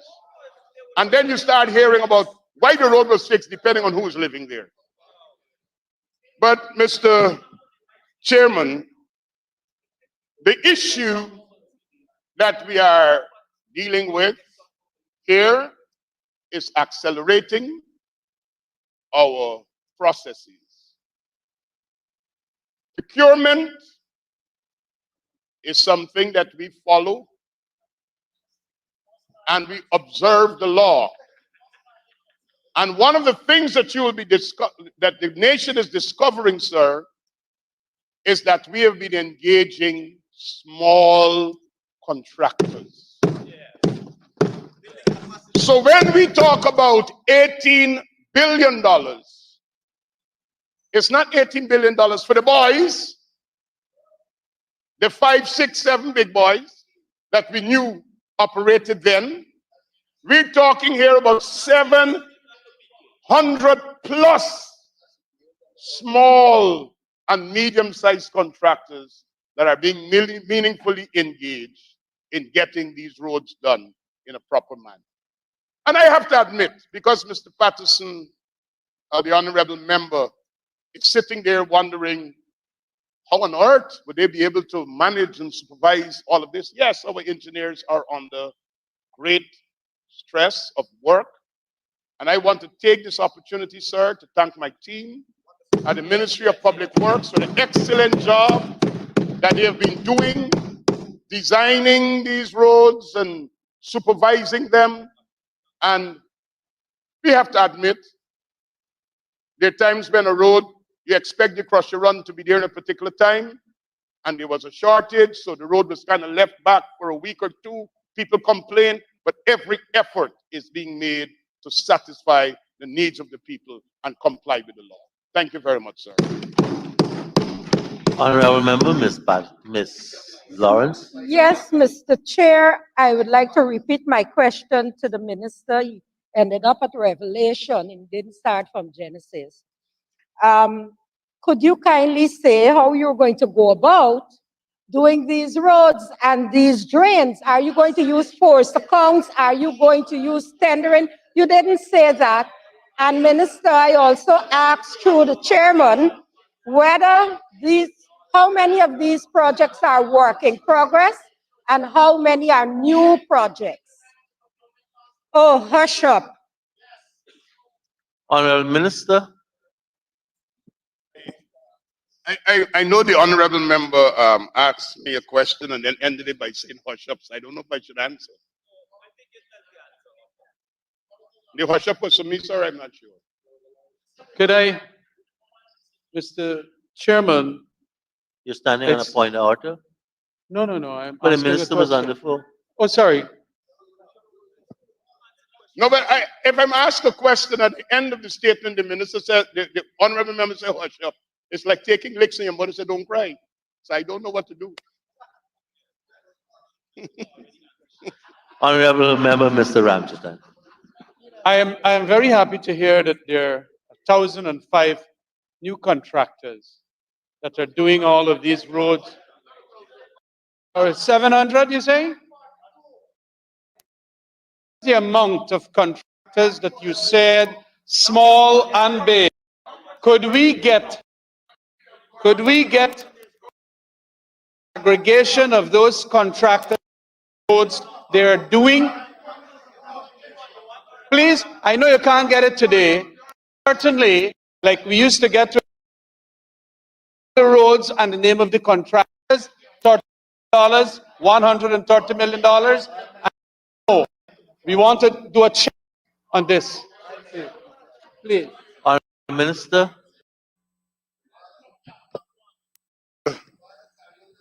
Mr. Chairman, my understanding is that in the procurement process of Guyana, the National Procurement and Tender Administration Board awards contracts, and at the completion of those awards, there is a declaration on the website of all of those awards. So, sir, I don't know what I should do under these circumstances. Remember, Refer to the standing orders I quoted, 20P. yes, thank you, sir. I'll be guided. Thank you. Honorable Member, Mr. Patterson. Thank you, sir. It's been a long time since I was able to ask my question, and I still haven't gotten a response. Sir, this ministry at the end of November has only expended 51%, $44.9 billion of the $88 billion that was allocated to it in January 2022. Sir, it shows that there is an issue with disbursement and implementation of their PSIP. In all the minister's response, he did not deny that they're only at 51 or 52%. I give you plus or minus 1%. And he's asking, sir, for an additional $18 billion. All of my colleagues were asking, and I would like to ask, I think the whole country would like to ask, how and what is the minister and the ministry going to put in place to spend $2.3 billion over the next 26 days? Simple and straight, sir. That's all we were asking. Honorable Minister. Chairman, I would have thought that the honorable member who occupied office at the Ministry of Public Infrastructure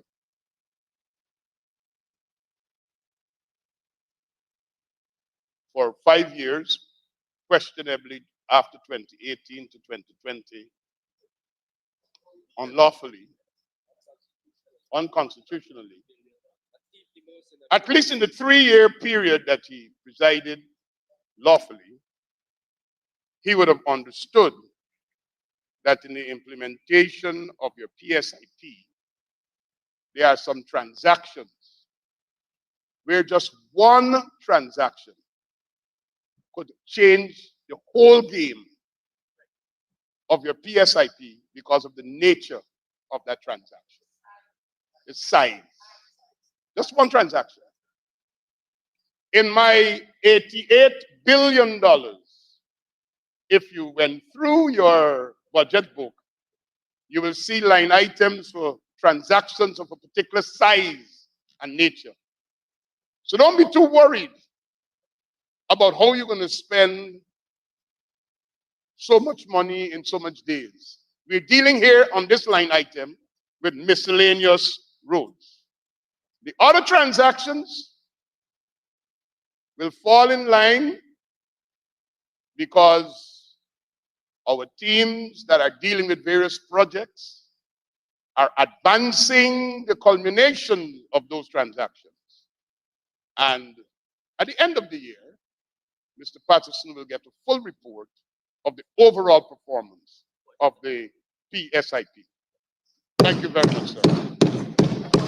Thank you, Honorable Minister. Honorable Member, Mr. Patterson. Thank you very much, and thank you very much for the lesson that you're trying to give us. So therefore, honorable member, can you tell this house, sir, what are the large items that you are unable to do because of your lack of whatever it is that has caused your PSIP to be at 51% here, sir?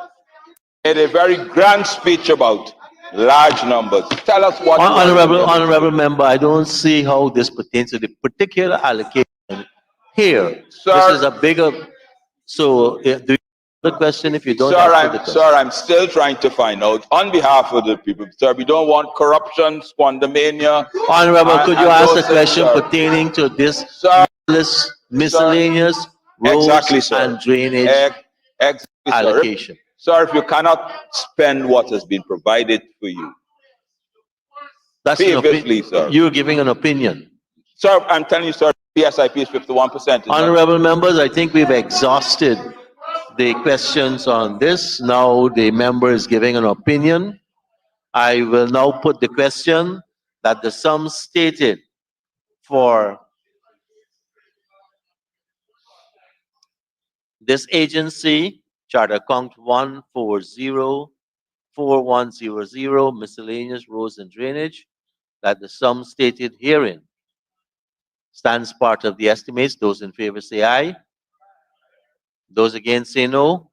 Ayes have it. The sum stated now stands part of the estimates. Same agency, chart of account 1404500, highway improvement, East Coast Demerara. And I propose the question that the sum stated herein for capital expenditure stands part of the estimates.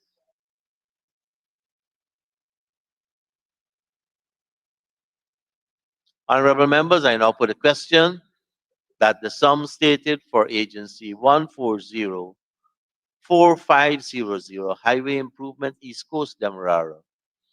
The sum stated for the capital allocation stands part of the estimates. Those in favor say aye. Those against say no. Ayes have it. The sum stated now stands part of the estimates. Same agency, chart of account 1405600, Linden Mabura Road and Kurupukari Bridge. And I propose the question that the sum stated herein stands part of the estimates.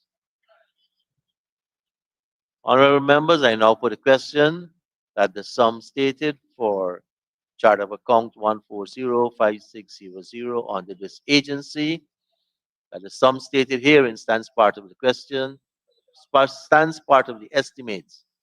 Those in favor say aye. Those against say no. Ayes have it.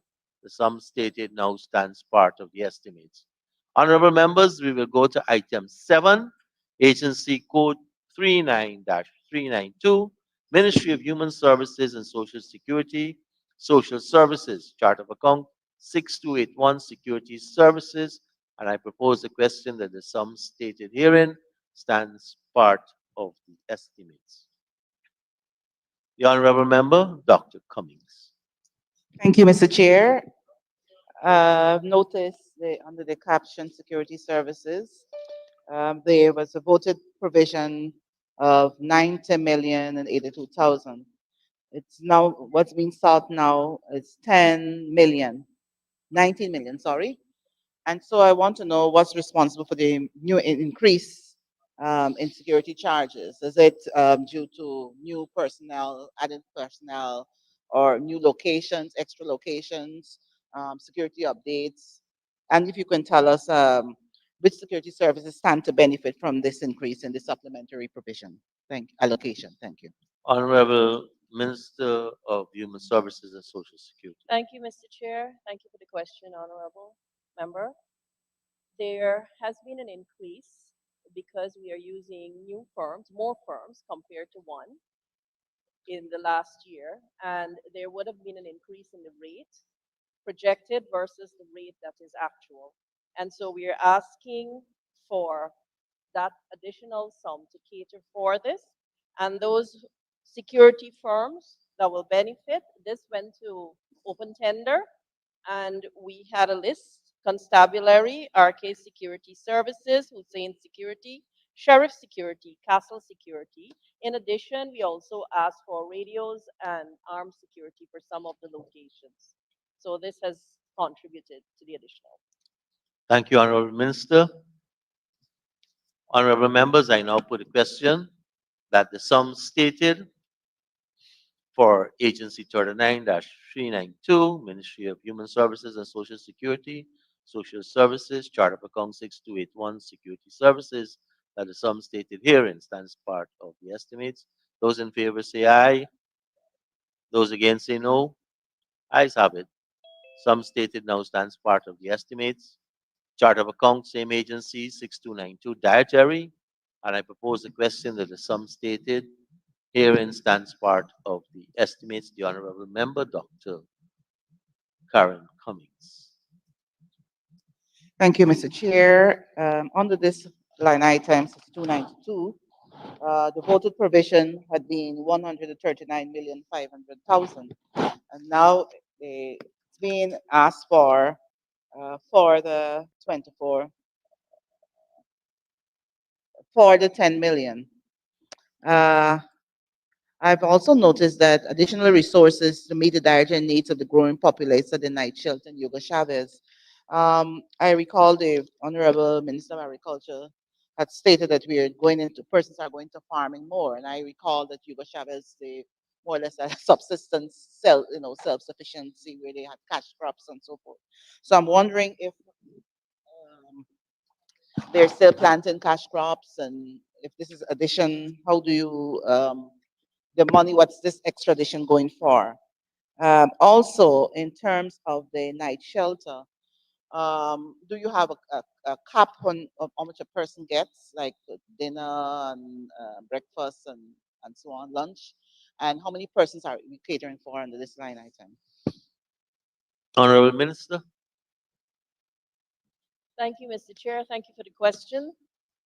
It relates directly to an increase in the residents at the night shelter. We would have catered for 71 residents, and now we are catering for 120.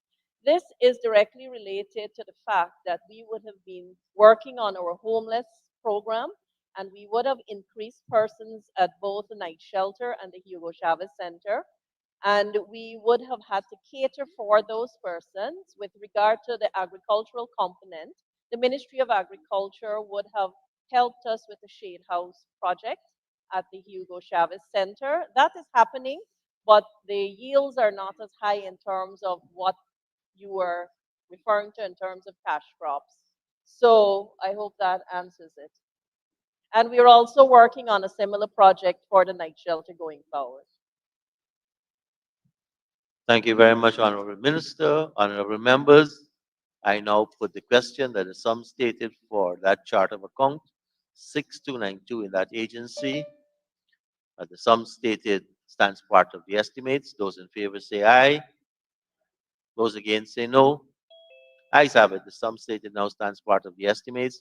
Agency code 39-393, same ministry, child care and protection. Chart of account 6292, dietary. And I propose the question that the sum stated now stands part of the estimates. The Honorable Member, Dr. Cummings. Thank you, Mr. Chair. Under this line item, 6292, under the caption dietary, the voted provision had been 90 million. Now, some extra money in terms of they're asking for now 24 million to provide for the dietary needs of children in the homes. Which homes are we talking about here? Could you give a list of the various homes? Honorable Minister. Thank you, Mr. Chair, and thank you for the question. I'm a little surprised that we are questioning sums that have to do with food for children, but okay. So it relates to all of the state institutions that we currently have under our ambit, and what would have happened would have been an increase in the cost of perishables or non-perishables. And as you know, those children who come to the institutions, the number varies. It's a fluid situation. So we would have had a number of increases, and that really contributes to what is being asked for. Honorable Member, Dr. Cummings. So, could I have a follow-up question? Could I have a follow-up question, Mr. Chair? I just acknowledge you. Okay, thank you. You said state-owned, and so this excludes the other agencies you would have given subvention to. Okay, that's one. And two, you had a street food initiative. Is this included in this state-owned? Honorable Minister. Thank you, Mr. Chair. State-owned would refer to all of those institutions that fall under the state. When we speak of subventions to other child institutions, that would come on an entirely different line. And the street light project refers to children who would, from time to time, come temporarily into state institutions. So it's a combination of many things. As I said, the numbers will always be fluid depending on the reports we have. And we are seeing an escalation in the number of reports. And so from time to time, the numbers will spike. Thank you, Mr. Chair. Honorable members, I now put the question that the sum stated for this agency chart of account 6292 dietary, and the sum stated herein stands part of the estimates. Those in favor say aye. Those against say no. Ayes have it. The sum stated now stands part of the estimates. We now move to item 8. Agency code 45-453, Ministry of Housing and Water, Water Services Expansion and Management, Chart of Account 2802100, Hinterland Water Supply. And I propose the question that the sum stated on the capital expenditure for this agency stands part of the estimates. The Honorable Member, Mr. Vincent Henry. Thank you, Mr. Chairman. I just want to ask the minister if this sum includes satisfying the needs of the people of Central Napi who are suffering greatly from very bad water supply, and that can even lead to their health being deteriorated to a very low level. Thank you. Honorable Minister, is Napi catered for? Thank you, Mr. Chairman. This amount, and I'll be happy to share that bit of information. Of this amount, 152.4 million are going towards allocations in Region 9 for a number of wells and systems in a number of areas. And this came about, Mr. Chairman, as a result of the recent concluded visit by His Excellency. And let me share a bit of information for the allocation for Region 9. So, for example, we are on this program now for the following areas. Shulinab, Merwau. So Shulinab and Merwau are catering for extension. The Kardar now, or commonly called Crowdar, that is for expansion on the distribution network. The far-flung village of Maskaneri, extension similarly. Achiwib, likewise for the expansion of the water system there. Shia, Sawariwal, Quarry, the far-flung village of Parabara, Rupanau, and very more. We will be supplying some tanks.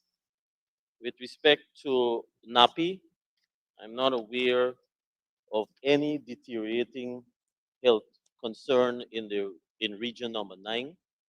But however, Napi is going to be addressed with internally, and that is part of our 2023 program. Thank you, Minister. The Honorable Member, Mr. Sinclair.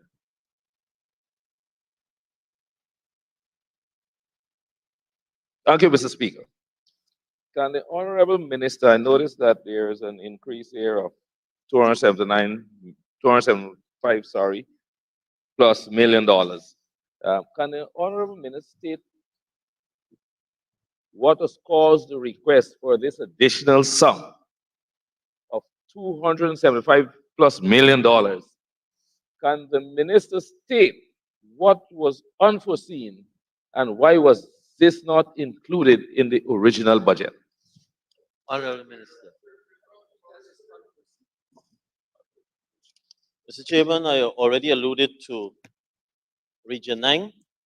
The other major expense under this supplementary is for the procurement of another path rig. Mr. Chairman, we have done a comprehensive analysis of the hinterland region. In fact, we are operating under a document which is our Bible. 2021 to 2025. And this is to ensure we have 100% access in the hinterland by 2025. And so, in terms of our ability to fast track, is matched with our ability and availability of resources by the state. And so, in a number of riverine areas and far-flung communities, we have also, simultaneously with awarding of contracts, we have also been building the capacity of GWI. And so that is why, for example, on last year's program, we procured a path rig that currently is drilling in the Maruka subregion. And this rig that we're procuring now, in fact, we are catering to send it, the first area when it arrives will be sent to the Pomeroon. I'm sure everybody is familiar what's happening because of the rising water level. So we're sending that rig to Pomeroon for the drilling of a number of wells and then move onwards, catering or targeting more of the riverine communities, which will allow easier mobility and access. Thank you, Honorable Minister. Honorable Member, Mr. Sinclair. Thank you, Comrade Speaker. Question to the minister, please. Can the minister state what method of procurement would be used for the acquisition of this rig? Honorable Minister.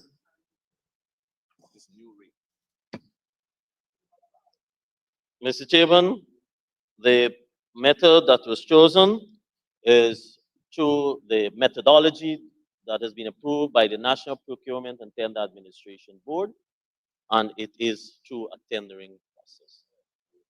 Thank you, Honorable Minister. Honorable Member, Mr. Sinclair. Thank you, Honorable Minister. Is the over the creek beyond Campbelltown community going to be benefiting from a drilling operation? Honorable Minister. On this supplementary, Mr. Chairman, El Paso will be benefiting from a new system there. So I'm addressing this supplementary, and so this is where some resources have been made available. In fact, $10 million. Thank you, Minister. Honorable members, the time to put a question that the sum stated in this agency for chart of account 2802100 hinterland water supply, that the sum stated herein stands part of the estimates. Those in favor say aye. Those against say no. Ayes have it. Sum stated now stands part of the estimates. And now we can go to item 9, Ministry of Home Affairs.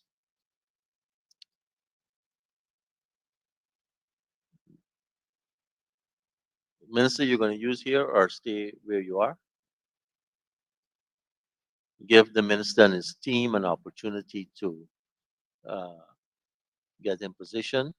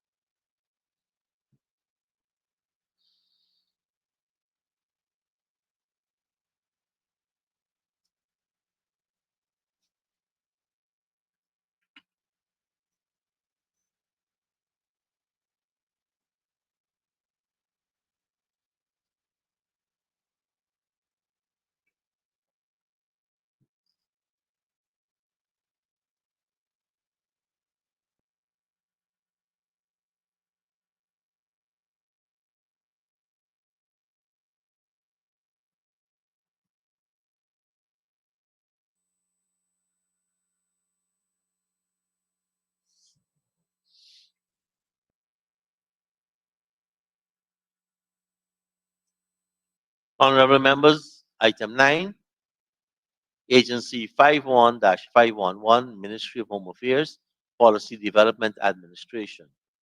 Chart of account 1216500, Citizen Security Strengthening Program. And I propose the question that the sum stated on the capital for this agency stands part of the estimates. The Honorable Member, Ms. Geeta Chandan Edmund. Thank you, Mr. Speaker. Minister, can you indicate the expected date of the closure of this project? Also, within the last 8 months, can you indicate what goals and objectives have been achieved? And also the specific areas that benefited from interventions under this program? Is under the program or under the Citizen Security allocation Strengthening being Program. sought? Honorable Minister, we're speaking to the allocation. Mr. Speaker, on the 3rd or 4th of January 2023 is when the project will be closed. In relation to the overall work which has been done for the Citizen Security Strengthening Program, We have done work all over the country. I could generally speak about in relation to the supplementary provision, additional works at the Bremen Police Station, increased to cater for renovation of lockup areas, not included in the previous scope, for $21 million. Additional furnishing for police stations and divisional headquarters rehabilitated under the CSSP program, $18 million odd dollars. Procurement of bunk beds and support for the Lusignan prison, $5.4 million. Then they were airing of public awareness videos on the achievement of the CSSP, $1.9 million. And there was a midterm evaluation of the project with those who supported the project, $9.2 million. Thank you, Minister. Honorable Member, Ms. Geeta Chandan Edmond. Thank you once again, sir. Minister, can you indicate under this program how many community action councils were established? And also, can you indicate how many persons have benefited from vocational and entrepreneurship training and the spread of those persons across the 10 administrative regions? Honorable Minister. 20 community action councils were established and are in existence, and some 1,200 persons were trained across the entire country, particularly for stressed communities in relation to the work of the CSSP. Thank you, Minister. Honorable Members, Ms. Geeta Chandan Edmond. Thank you again, sir. Minister, I know there's a component of this program that deals with crime prevention and investigative capacity. Can you indicate how many officers benefited under this program and the location of these offices? Honorable Minister. Well, generally, in respect of the crime prevention programs, officers were taken from each regional division and trained either locally, meaning at the police officers training center, or in the divisions themselves in respect of issues related to crime prevention and engagement with the communities to mitigate issues which may lead to crime. So that is generally a posture in respect of training with respect to that. I don't have a figure right off the hand in respect of the number of officers, but we can get that for you. Thank you, Minister. Honorable Member, Ms. Geeta Chandan Edmond. Thank you again, sir. Minister, can you indicate to us the status of the social integration program under the Guyana Prison Service? Under the I don't think we are the prison. We are still a citizen security. No, under this program sorry, here, there's yes. a component that deals with it. Yes. There's also a census that should have been conducted under the Guyana Prison Service. Yes, yes. Thank you, Census Honorable was done. Minister. There are outcome reports in respect of the works done, particularly in relation to the prison. It was completed. We have had support from the CSSP in relation to what we're calling and piloted now through their support, a Fresh Start program where we are training persons who have been trained in the prison and who are being released, where we're giving them the tools for reintegration in the community, having the means, the tools, the opportunity to go into employment for themselves and others and to earn money so they could more quickly integrate into their communities and with their families. And this is for both men and women coming out of the prisons. Thank you, Minister. Honorable members, I now put a question that the sum stated for chart of account 1216500 under this agency citizen security strengthening program that the sum stated herein stands part of the estimates. Those in favor say aye. Those against say no. Ayes have it. The sum stated now stands part of the estimates. Same agency, chart of accounts 6222, field materials and supply. And I propose the question that the sum stated herein stands part of the estimates. The Honorable Member, Ms. Gita Chandan Edmund. Thank you again, sir. Minister, there is a request for in excess of 139 million to facilitate the procurement of lab kits for the crime labs. Can you give us a breakdown, that's a detailed breakdown of this, of how this amount will be spent? And is this request premised against the backdrop that there is an increase of crime, and more so an increase of crime of a particular nature that would require the usage of these crime lab kits? Honorable Minister. Thank the honorable member for question.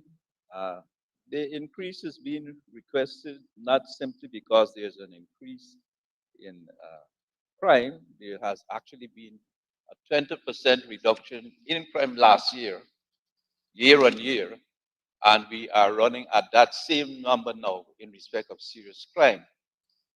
The request is being made to replace kits at the regional divisions where the CID officers in those headquarters or large stations in particular divisions would need to replace kits which are old or used out. Particularly, it is related to finding out those who have committed crimes. There have been issues of an increase in rape in a few areas. They have been questioning sometimes of whether we had enough fingerprint capability and other chemicals and issues in kits to properly do the CID and the forensic investigations in the field with respect to crime which was committed. And I would say that the rate at which the police force is finding persons who have committed crime has risen dramatically over the last 2 years. We're catching more and more criminals, and we'll catch more by the provisioning of these kits. Thank you, Minister. Honorable Member, Ms. Gita Chandan Edmund. Thank you, sir. Minister, can you indicate how do you intend to spend this amount here before the 31st? Will you be single sourcing these kits? Who are your intended suppliers? And can you also give us a breakdown on the type of crime kits that you intend to purchase? Honorable Minister. Thank you, honorable member. We have an award that we have to supply. There's an urgent need that we're responding to. And there are also issues continue in relation to the acquisition and proper care of dogs and horses. There's a question of electrical materials for the police stations, which we have to open just now. There was a submission for a public tender award for 80 million 2022, which is included in it. And there are issues related to the COVID-19 guidelines. I have to say that the forces have been either in line or working diligently during the COVID pandemic, and their efforts are still needed in relation to that kind of support at this moment. So this is how the monies will be spent. Thank you, Minister. Honorable members, I now put the question that the sum stated for Chart of Accounts 6222 under this agency, field material and supplies. I now put the question that the sum stated herein stands part of the estimates. Those in favor say aye. Those against say no. Ayes have it. Sum stated now stands part of the estimates. Chart of Accounts 6223 under the same agency, Office Material and Supply. Office Materials and Supplies. And I propose the question that the sum stated herein stands part of the estimates. Honorable Member, Ms. Geeta Chandan Edmund. Thank you again, sir. Minister, 225.1 million is being sought. 70 million was voted for under this line item. The legend indicates that this amount is for expanded work program. This is very vague. Can you indicate what is the expanded work program? What are your aims or your objectives? And what exactly comes under this line item? So essentially, can you give us a breakdown? Honorable Minister. Thank you, Mr. Chairman, and thank you, Honorable Member.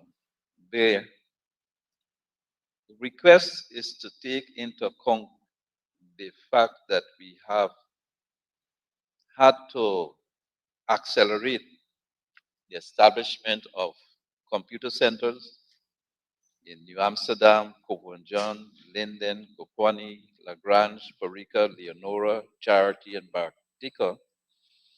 In addition to which, we have new police outposts at Lima Sands, Ondernemen, Commerce Lodge, Little Diamond, and Mocha Herstilling. The Community Relations Department is also currently being decentralized to all police regions. And there has been, finally, the reopening of the 3 police colleges. Essequibo, Georgetown, and Berbice are reopening or have reopened practically in relation to the training of new recruits.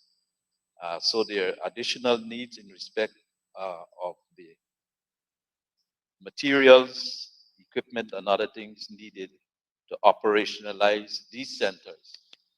The centers, particularly where the computer centers are being established, is because we're transitioning the record keeping and record management system in the police force to one which is computer friendly and capable and upgraded, of course, not that we don't have a few computers, but also to have the ability not only to train up policemen and women, but also youth from the communities. I think that has already been done at some of these centers.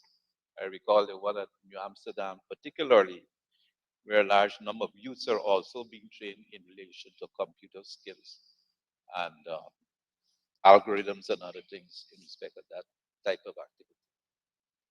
Thank you, Minister. Honorable Member, Ms. Geeta Chandan Edmund. Thank you again, sir. Minister, can you indicate to us what tender process will be utilized? Will there be any sort of advertisement in the paper? These questions are premised against the backdrop that you have a few more days remaining until the 31st. Honorable Minister. Thank you, Mr. Chairman and Honorable Member. There were public tenders awarded and responded to in respect of these amounts which are being requested here. Thank you, Minister.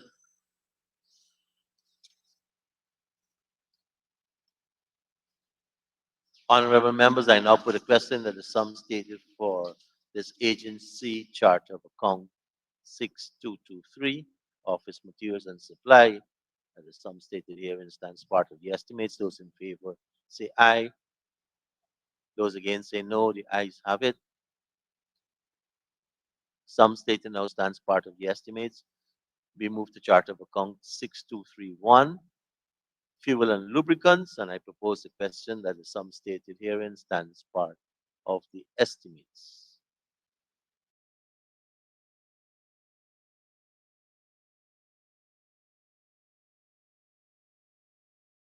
Million was voted on. You're now seeking an additional 400 million. The legend says that this is for an expanded work program. Bearing in mind what you just said, that there's not an upsurge in crime, there's indeed a reduction. We anticipate patrol during the season, but can you justify why 400 million? Do you anticipate your officers traveling with ministers across the country? Honorable Minister. Thank you, Mr. Chairman and honorable member. I did say that there was a reduction in serious crime, and overall there's a reduction in crime. And the reason we have this is because we have been able to procure more vehicles, more stations, more and better trained policemen, in spite of what people might think. And we have to maintain an operational system and culture to suppress crime. In the current environment, the increases relate to more patrols, more vehicles, more man hours and vehicle miles being spent in relation to the suppression of crime and keeping it as much as possible down. And the vehicles have to be provided, have to be maintained, and have to be up and running and properly used to keep our crime rate down, to keep that downward trend going towards the positions in which we might even think it's acceptable. And so this is why the request is being made.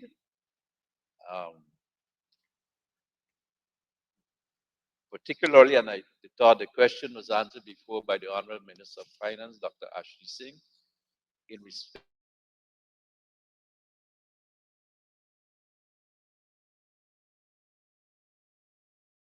in Europe and problems with the logistical supply of fuel and other items.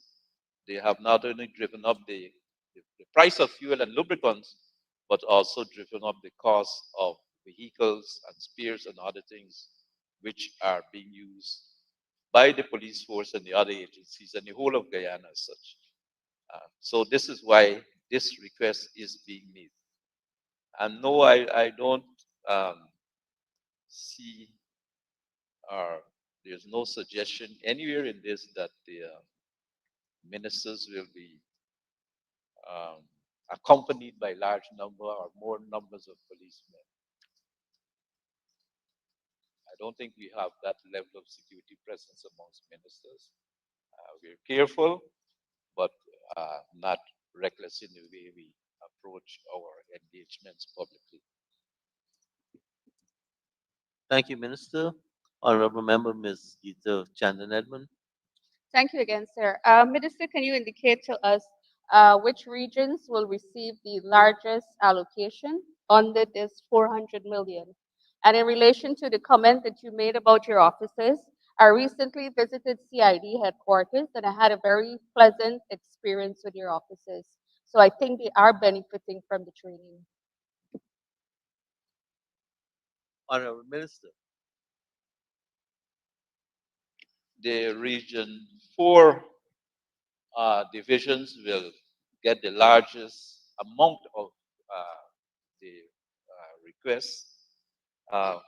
4A, 4B, and 4C. That's Georgetown, East Bank, and East Coast.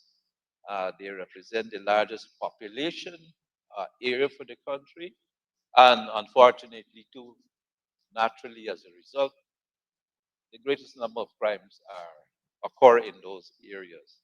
And so the greatest amount of effort is required in those areas, 4A, 4B, 4C. So that is generally in respect of that.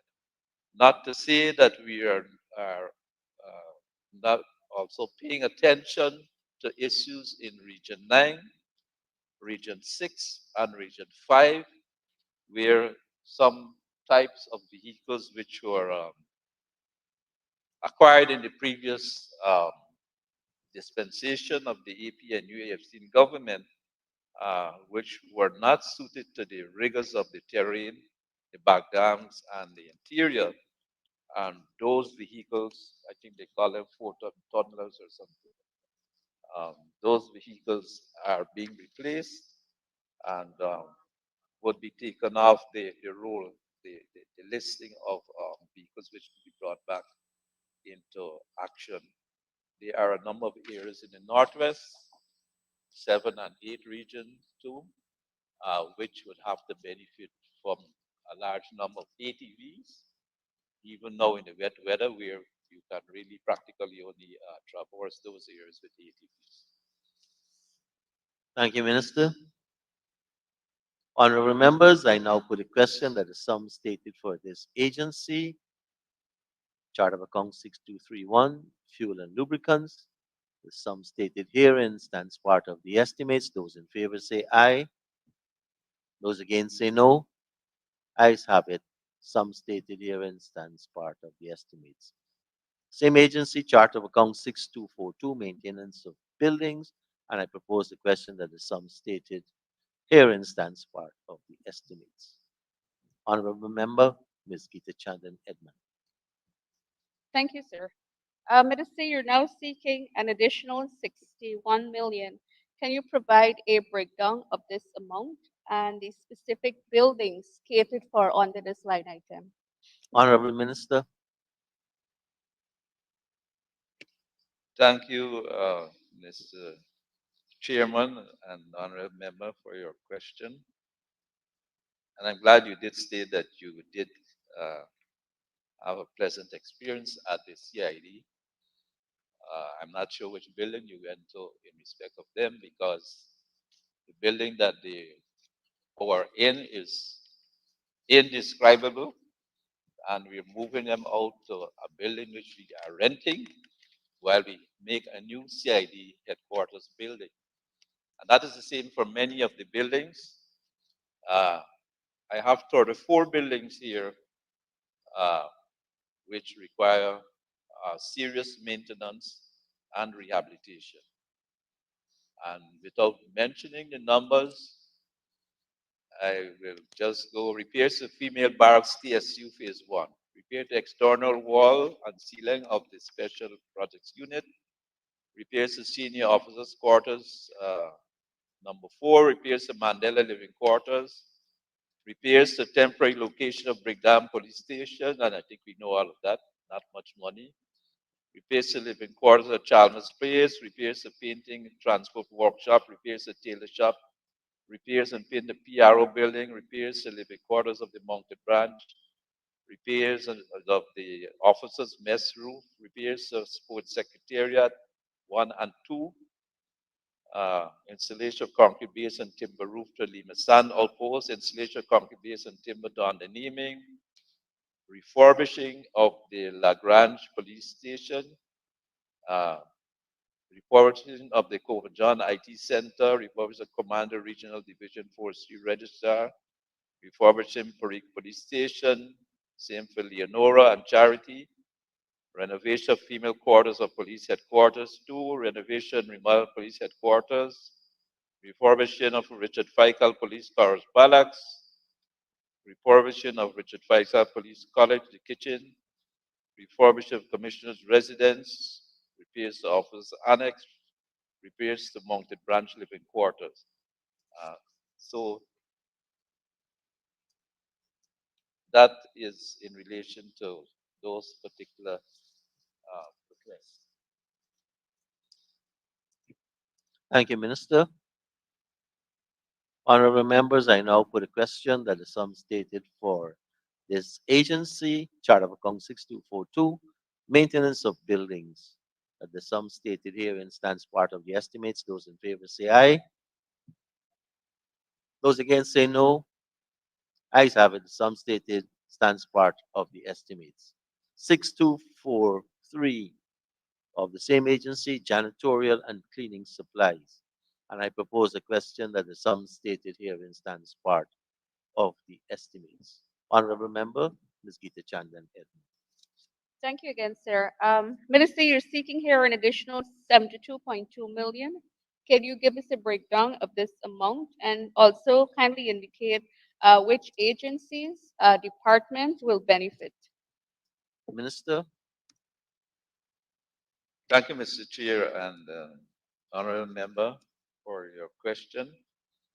Yes, the issue of janitorial and cleaning supplies, there was a top public tender award for $72 million.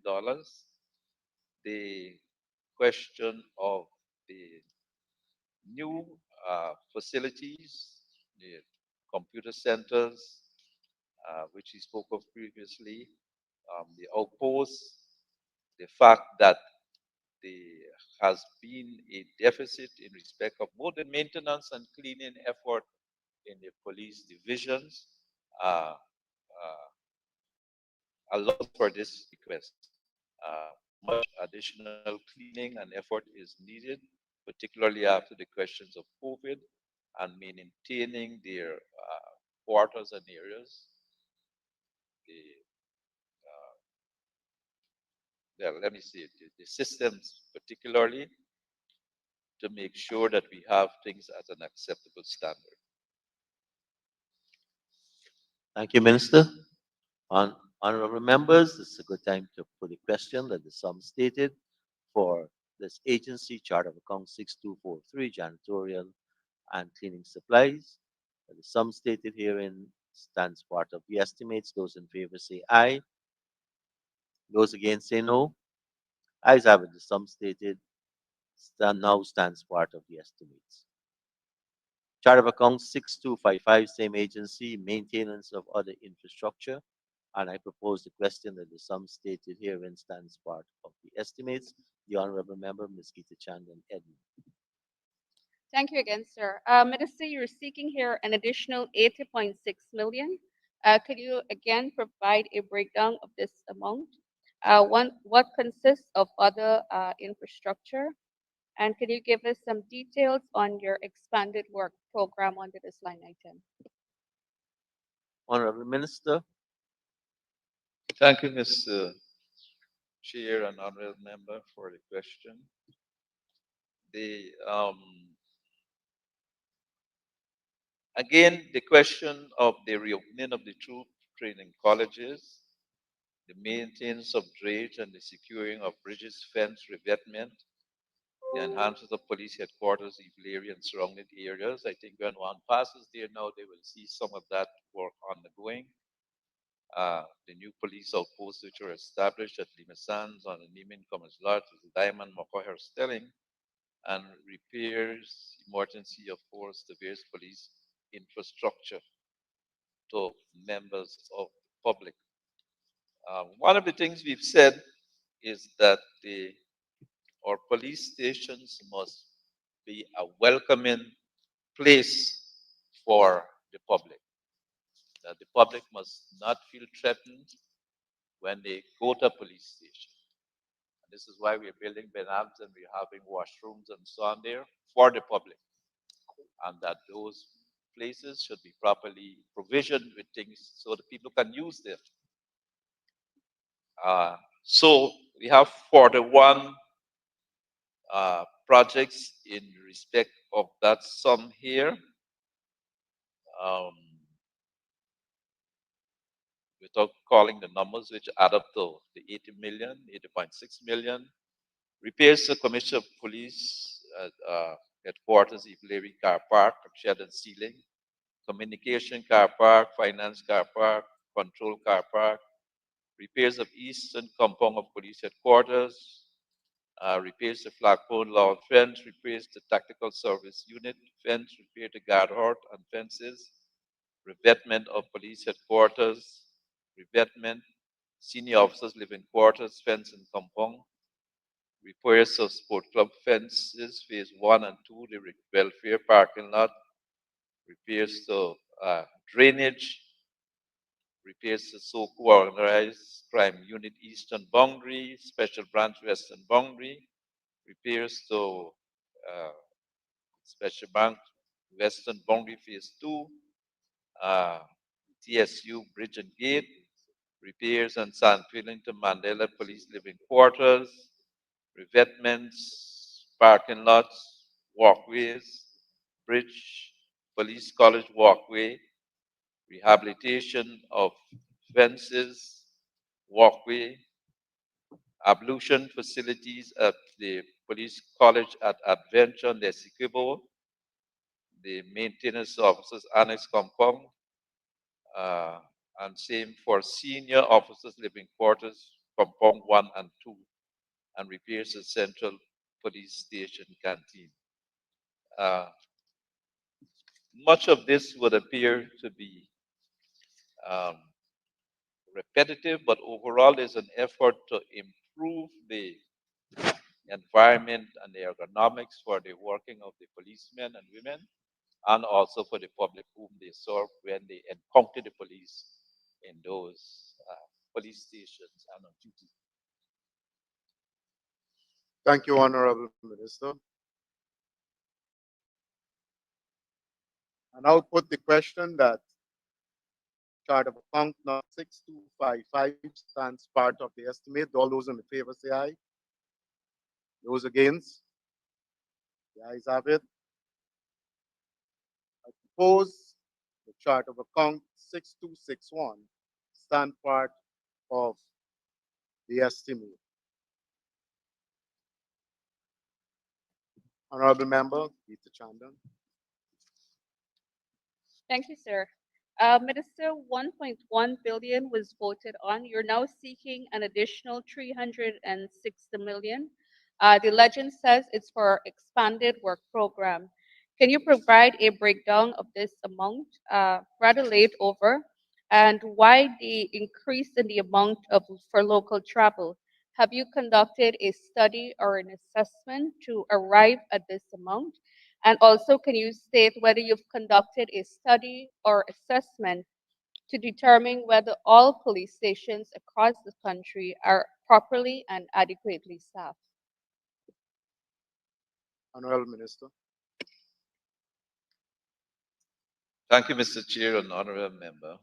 Under local travel and subsistence, the new renewed request, of course, is as a result of us coming out of the question of the COVID restrictions.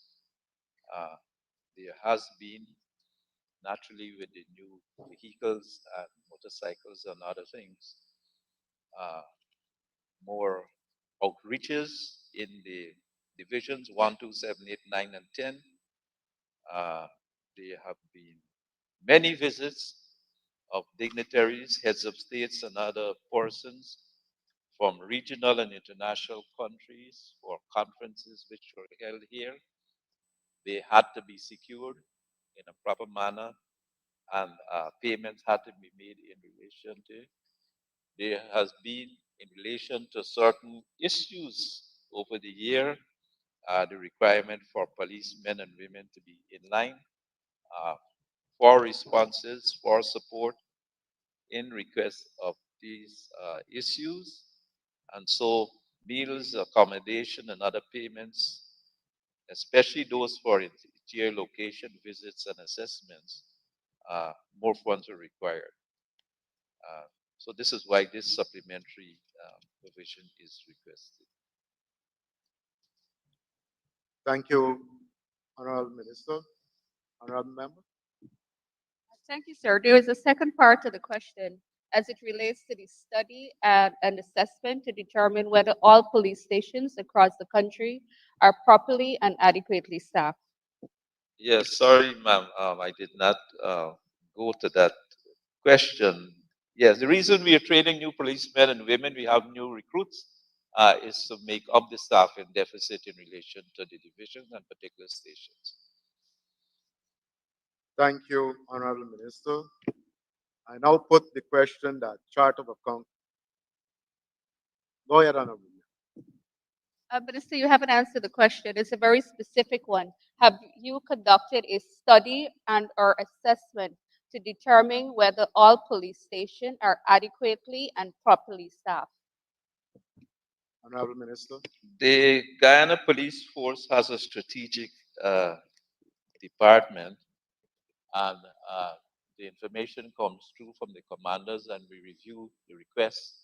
We don't necessarily agree with everything, but the reason we, as I said, are bringing in new policemen, and we're responding to issues of particular staffing and particular professional training, upskilled, upgraded police training, is because we want to fulfill the training and staffing needs of the Guyana Police Force. There's a comprehensive program in relation to this, and studies, yes, assessments in relation to this problem overall. So yes, Adequate staffing has to be done at all stations, adequate equipment, but more particularly the soft issues is the properly trained policemen who will be at the police stations based on the assessments which have been made. Thank you, Honorable Minister. I now put the question that you have another question, Honorable Member? It's a follow-up, Please go sir. ahead. Thank you. Minister, in cases where requests are made by commanders and those requests are not approved by you, how do you resolve those requests?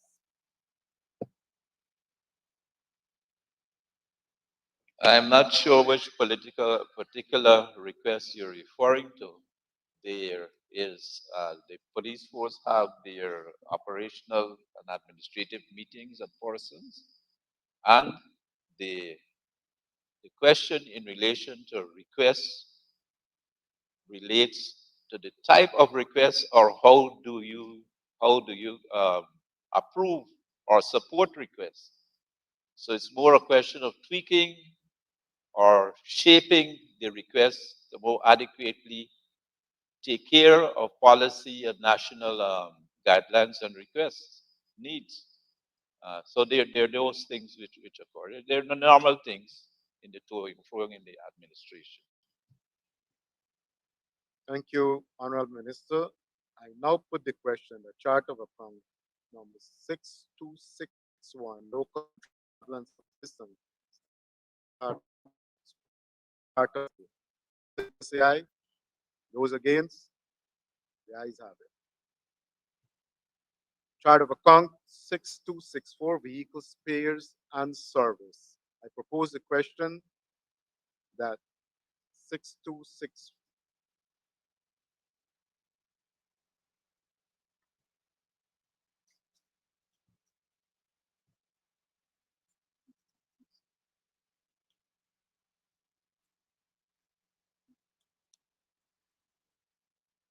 Sorry, I propose the question that 6263, chart of account number 6263, postage, telex, and cablegram stand part of the estimate.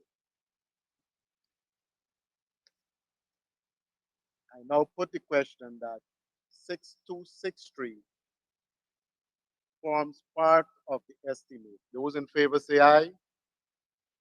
Those against? The ayes have it. I propose the question that 6265, chart account number 6265, form part of the estimate, other transport, travel, and postage. I put the question that 62 chart account number 6265 forms part of the estimate. Those in favor say aye. Those against? The ayes have it. I propose the question that chart account number 6271, telephone and internet charges, forms part of the estimate. Honorable Member. Thank you, sir. Minister, 171 million was voted for under this line item. You're now seeking an additional 60 million. Can you provide a breakdown of this amount? Also, kindly indicate the offices, the agencies, the stations that will specifically benefit from this additional 60 million.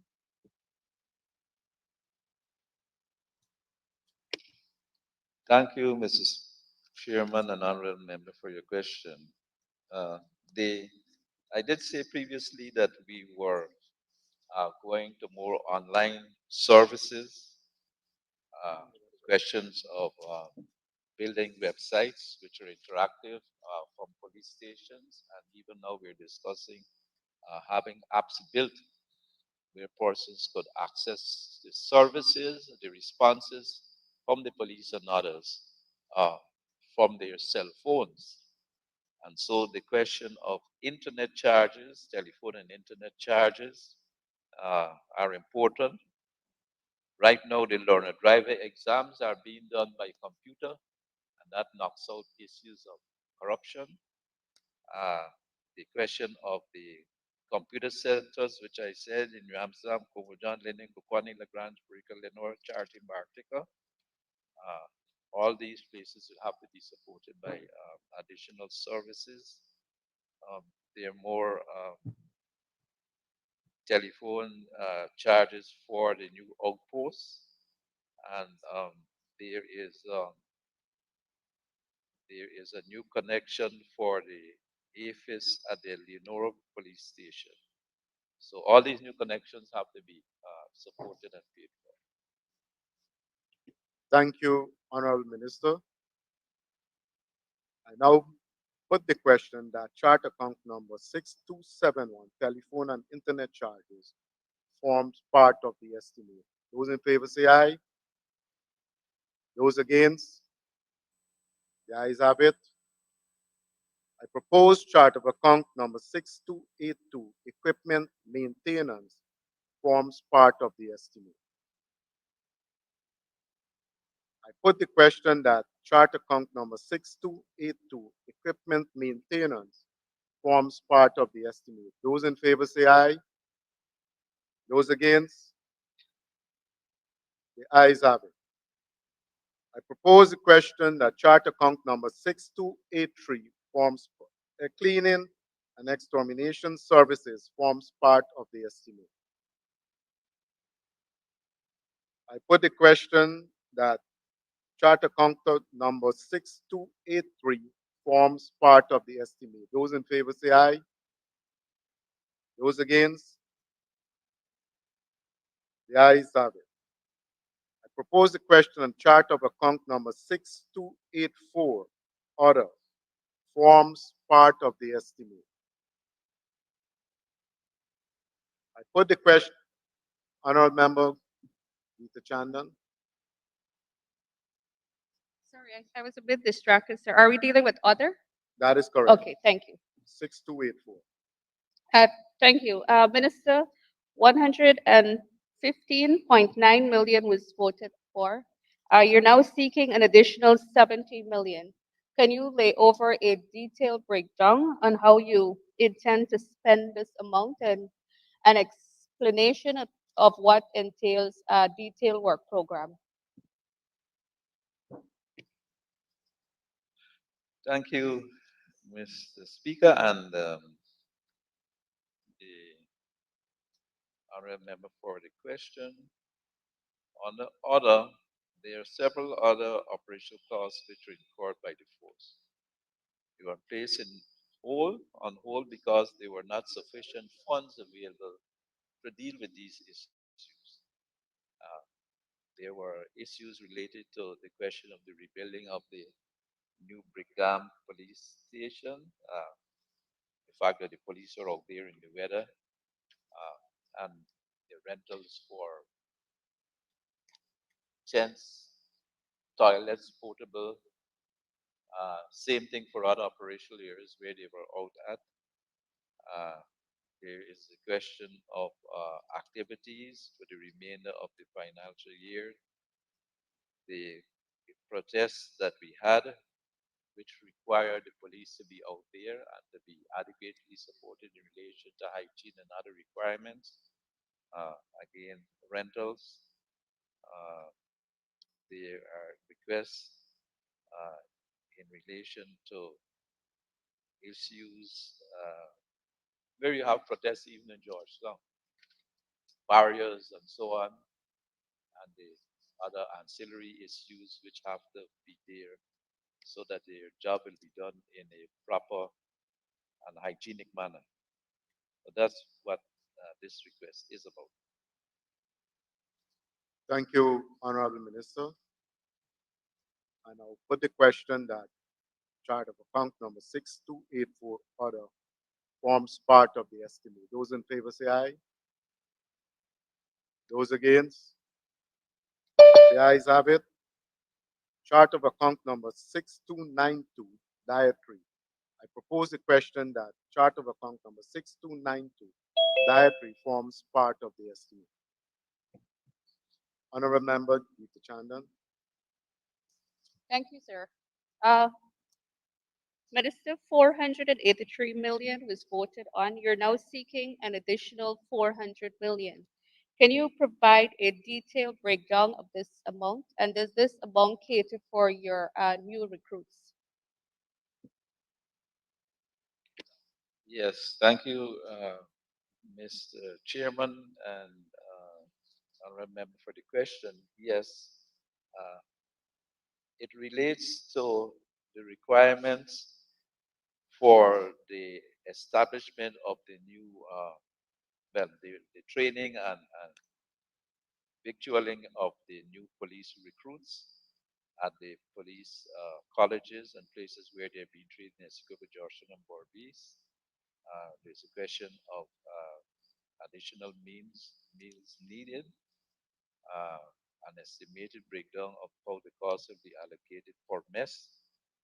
The Felix Austin Police College, Ivlery Center, 6.8 million. The Richard Feichel Police College, 11.2 million. The Barbies Police College, 11.2 million. The Tactical Service Unit, 47.1 million. Brickdam, 125.6 million.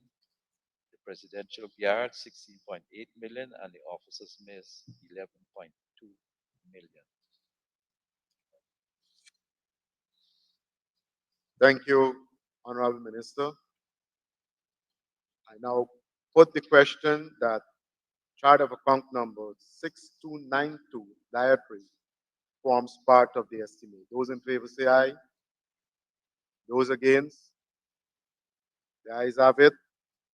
Chart of account number 6293 refreshment and meals. I propose that this stands part of the estimate. And I'll put the question that chart of account number 6293, refreshment and meals, forms part of the estimate. Those in favor say aye. Those against? The ayes have it. Chart of account number 6294, order. I propose that chart of account number 6294, order, forms part of the estimate. Honorable Member Geeta Chandan. Thank you. Minister, under this line item of order, you're seeking an additional 60 million. Can you provide us with a detailed breakdown on this amount?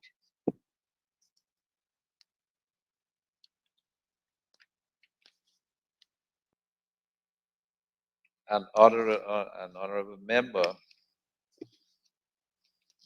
there has indeed been an increase in deaths in some interior locations, 178 and 9, which require flights to response from the CID, issues in relation to drowning, questions of handling, storage, and transportation of the bodies from various locations for post-mortem examinations.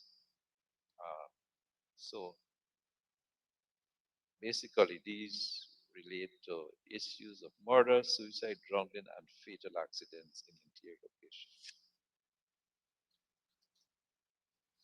Thank you, Honorable Minister.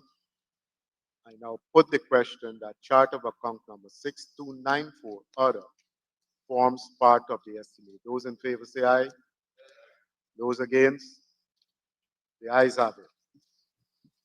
I propose the question that chart of account number 2405900, land and water transport, forms part of the estimate. Honorable Member Geeta Chandan. Thank you. Minister, you're seeking here an additional 371 million.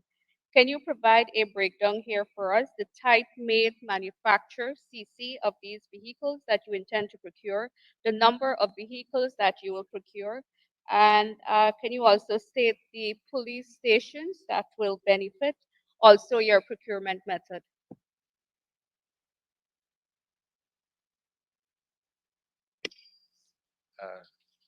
Thank you, Mr. Chairman and all member for the question. Again, this relates to the making replacement or making provisioning for vehicles for the more difficult areas. We are acquiring 40 Toyota double cab motor pickups. uh, 10 2400 cc, 2400 cc, uh, 10 Honda or ATVs, 850 cc's for the Guyana Police Force. So again, these are for the more remote areas and difficult areas to traverse. In addition, and you may have seen some of it, more patrols are being conducted during this festive season. Uh, and of course, it will boost the force's capacity to mitigate, prevent, and to knock down, and to respond to issues of crimes in the country. Thank you, Honorable Minister. Honorable Member Walter Lawrence. Thank you, Mr. Chair. Honorable Minister, with 26 days remaining in the year, are you purchasing these vehicles in Guyana? Or are you importing them through some importer agency? Thank you, Honorable Member. Thank you, Mr. Chairman. Yes, the vehicles are being purchased in Guyana. Bihari Automotive is the sole provider of particular type of vehicle, and Marix are two particular ones who are providing most of these vehicles and the ATVs. Thank you, Honorable Minister. I now put the question that chart of account number 2405900, land and water transport, stands part of the estimate. Those in favor say aye. Those against? The ayes have it. Agency code number 51-513, Agency, Ministry of Home Affairs, Guyana Prison Service. I propose chart of account number 6221 forms part of the estimate.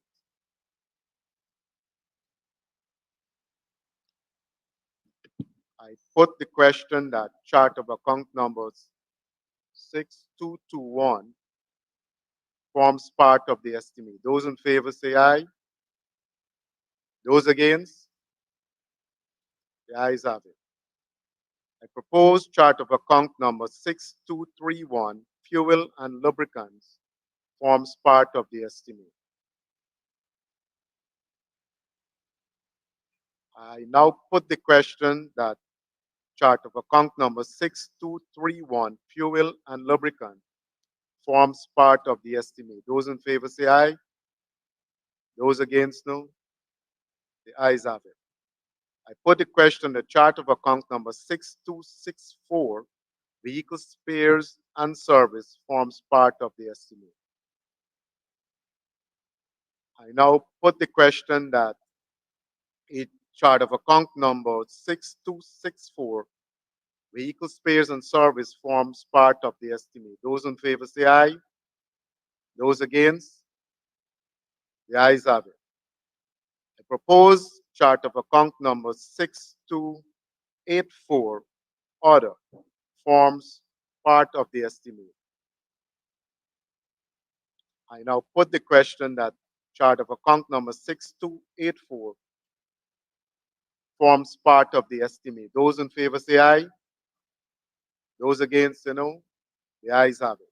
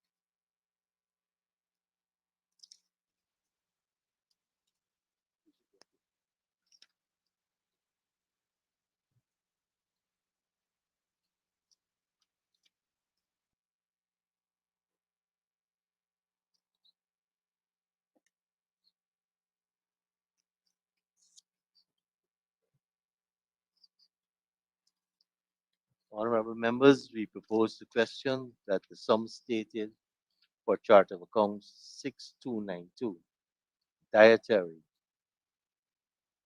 that sum stated stands part of the estimates. Honorable members, we now put the question that the sum stated for that agency, Chart of Accounts 6292, stands part of the estimates. Those in favor say aye. Those against say no. Ayes have it. The sum stated now stands part of the estimates. Same agency, Guyana Prison Service, Chart of Account 6293, meals, refreshments and meals. And I propose a question that the sum stated therein forms part of the estimates.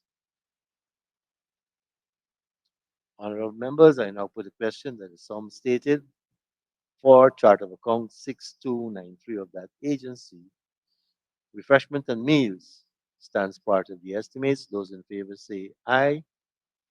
Those against say no. Ayes have it. Sum stated now stands part of the estimates. Honorable members, we can go to Agency 51-517, Ministry of Home Affairs, Customs, Anti-Narcotics Unit. Chart of Accounts 6231, Fuel and Lubricants. And I propose the question that the sum stated therein stands part of the estimates. Honorable members, we now put the question that the sum stated for that agency, Chart of Accounts 6231, stands part of the estimates. Those in favor say aye. Those against say no. Ayes have it. The sum stated now stands part of the estimates. Same agency, Chart of Accounts 6261, Local Travel and Subsistence. And I propose the question that the sum stated for that agency stands part of the estimates. Those in I propose a question. Honorable members, I now put the question that the sum stated for that agency, Chart of Accounts 6261, stands part of the estimates. Those in favor say aye. Those against say no. Ayes have it. The sum stated now stands part of the estimates. Same agency, Chart of Accounts 6264, Vehicle Spares and Service. And I propose a question that the sum stated for that agency stands part of the estimates. Honorable members, I propose a question that the sum stated for agency 51517, Chart of Accounts 6264, Vehicle Spares and Service, that the sum stated stands part of the estimates. Those in favor say aye. Those against say no. Ayes have it. The sum stated now stands part of the estimates. And for the same agency, Chart of Account 6294, I propose a question that the sum stated for that agency stands part of the estimates. Honorable members, I now put a question that the sum stated for that agency 6294 stands part of the estimates. Those in favor say aye. Those against say no. Ayes have it. The sum stated now stands part of the estimates. Let's thank the minister and staff for taking us through that. Thank you, Ministry Mr. Chairman, and the honorable members on the other side for their questions. And I also want to thank the Minister and the Ministry of Finance persons and my own staff for the support that we have in this effort. Thank you, Honorable Minister. Honorable members, we move to item 10. Chart of Account, Agency 53-531, Guyana Defense Force, Defense and Security Support. Chart of Account 6221. And I propose a question that the sum stated for that agency stands part of the estimates. Honorable members, I now put a question that the sum stated for chart of account 6221 of that agency stands part of the estimates. Those in favor say aye. Those against say no. Ayes have it. The sum stated now stands part of the estimates. Same agency, chart of account 6231, fuel and lubricants. So that's the previous one you wanted? Oh, no, sorry. You got to press the button a little faster.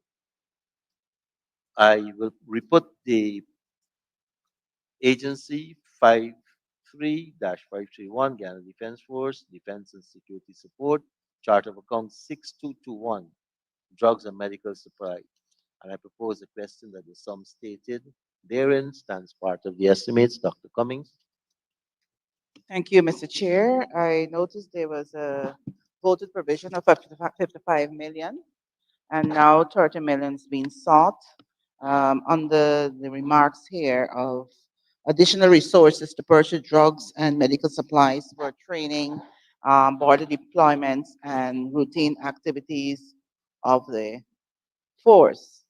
Mr. Chair, I would like to ask the minister or the personnel who's going to answer the question if they can give the list of the drugs and medical supplies to be purchased under this line item.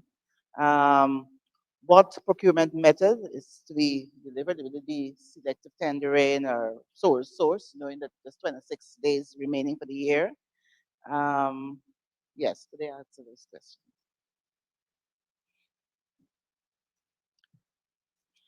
Does the minister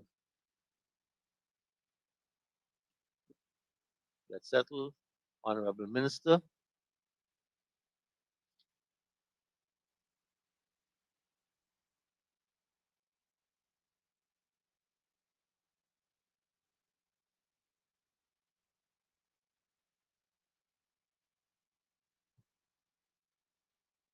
Mike, Honorable Minister. Present. In response to your honorable member, as you're aware that there have been some price increases to do with consumable items under drugs and medical supplies, and therefore this is to provide funds to the GDF for the end of the year for consumable items, X-ray supplies, laboratory supplies for operational issues, training, etc. When they including border deployment and routine activities. So it's 30 million to be able to ensure the GDF has enough drugs and medical supplies for the end of the year. Honorable Member Dr. Cummings. Honorable members, I now put a question that the sum stated for Agency 53-531, Guyana Defense Force, chart of account 6221, drugs and medical supplies. And I put the question that the amount stated now forms part of the estimates. Those in favor say aye. Those against say no. Ayes have it. The sum stated now stands part of the estimates. Same agency, chart of account 6231, fuel and lubricants. And I propose the question that the sum stated herein stands part of the estimates. Honorable members, I now put a question that the sum stated for this agency chart of account 6231, fuel and lubricants. Put a question that the sum stated herein stands part of the estimates. Those in favor say aye. Those against say no. Ayes have it. Sum stated now stands part of the estimates. Same agency, chart of account 6281, security services, and I propose the question that the sum stated herein stands part of the estimates.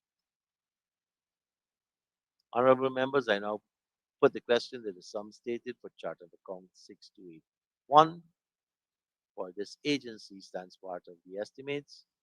Those in favor say aye. Those against say no.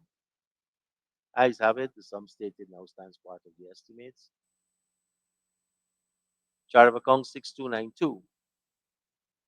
Dietary, same agency. And I propose the question that the sum stated herein stands part of the estimates. Honorable members, I now put the question that the sum stated for chart of account 6292 of this agency stands part of the estimates. Those in favor say aye. Those against say no. Ayes have it. Sum stated now stands part of the estimates. Chart of account 6294. And I propose the question that the sum stated herein stands part of the estimates. Honorable members, I now put the question that the sum stated, same agency chart of account 6294, stands part of the estimates. Those in favor say aye. Those against say no. Ayes have it. Sum stated now stands part of the estimates. Honorable members, we can move to item 11 and thank the minister and her support staff for taking us through that agency.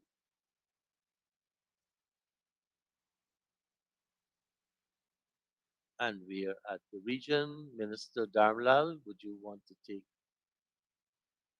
the seats in front and your staff?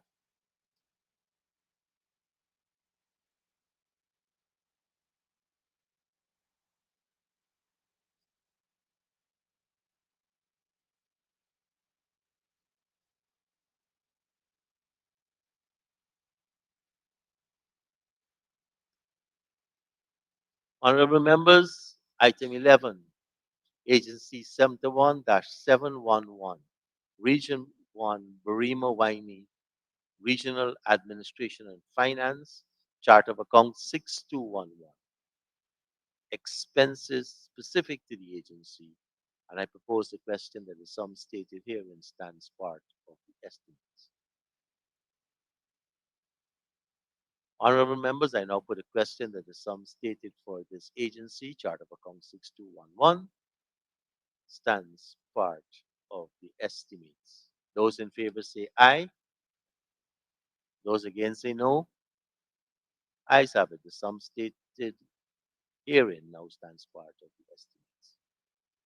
Same agency, Chart of Account 6265, other transport, travel, and postage. And I propose the question that the sum stated for this line item stands part of the estimates. Honorable members, I now put the question that the sum stated for chart of account 6265 of this agency stands part of the estimates. Those in favor say aye. Those against say no. Ayes have it. The sum stated now stands part of the estimates.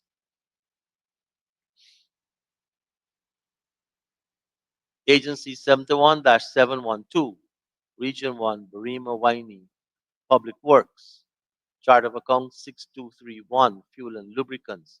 And I propose the question that the sum stated herein stands part of the estimates. Honorable Member, Mr. Cox. Thank you, Mr. Chair. Mr. Chair, I am particularly interested in the sum from this $60 million, the sum which will be going to the Santa Rosa, Kamwata, and Waramuri for electricity. Honorable Minister. Thank you, Mr. Chairman. For Kamwata, 840,000. For Waramuri, 560,000. And for the Muruka Power Station, which I suspect you're referring to as Santa Rosa, 9.8 million. Follow-up question, Mr. Cox. Honorable Member. No? Yes, sir. Just one follow-up question. I know it's not stated here, but there's no provision under this item for Mabruma and Port Kaituma. Just for clarity. Yes, Mr. Chairman, we have provisions for both Maburuma. There are 11 installations that provide electricity to citizens, as well as the 12th installation that we cover is the public works building as well at Moruga. So 11 plus 1. Thank you, Minister. Honorable members, I now put the question that the sum stated for this agency, chart of account 6231, and the sum stated herein stands part of the estimates. Those in favor say aye. Those against say no. Ayes have it. The sum stated now stands part of the estimates. Agency 71-714, Region 1, Burima Waini Health Services. And I propose a question that for chart of account 6261, local travel and subsistence, that the sum stated herein stands part of the estimates. Honorable Member Mr. Cox. Thank you, Mr. Chair. Mr. Chairman, could the Honorable Minister give sort of breakdown as it relates to the increased number of inpatients at Marlborough Public Hospital? What exactly are the projects will be catered for? This is for Marlborough Public Hospital. And while he is answering the question, he could also do for the Okira Hospital in Matthews Ridge. Honorable Minister. Mr. Chairman, are we on dietary? We are at 71714 agency, health services, Right. 6261, local travel and subsistence. Right. So, Mr. Chairman, part of the question that the honorable member asked has to do more with capital stuff. For local travel and subsistence, this is basically to take care of expenses that are foreseen in the future, as well as those that have been, well, not foreseen, but unforeseen, to the extent that we have to cater for additional inpatient load. For the year 2022, we've already seen 3,900 patients at the different installations in Region 1 compared to last year. At this time, it's 3,900, and last year, to the end of last year, was 2,940. So there are many more patients who are now accessing better facilities across Region 1. Thank you, Honorable Minister.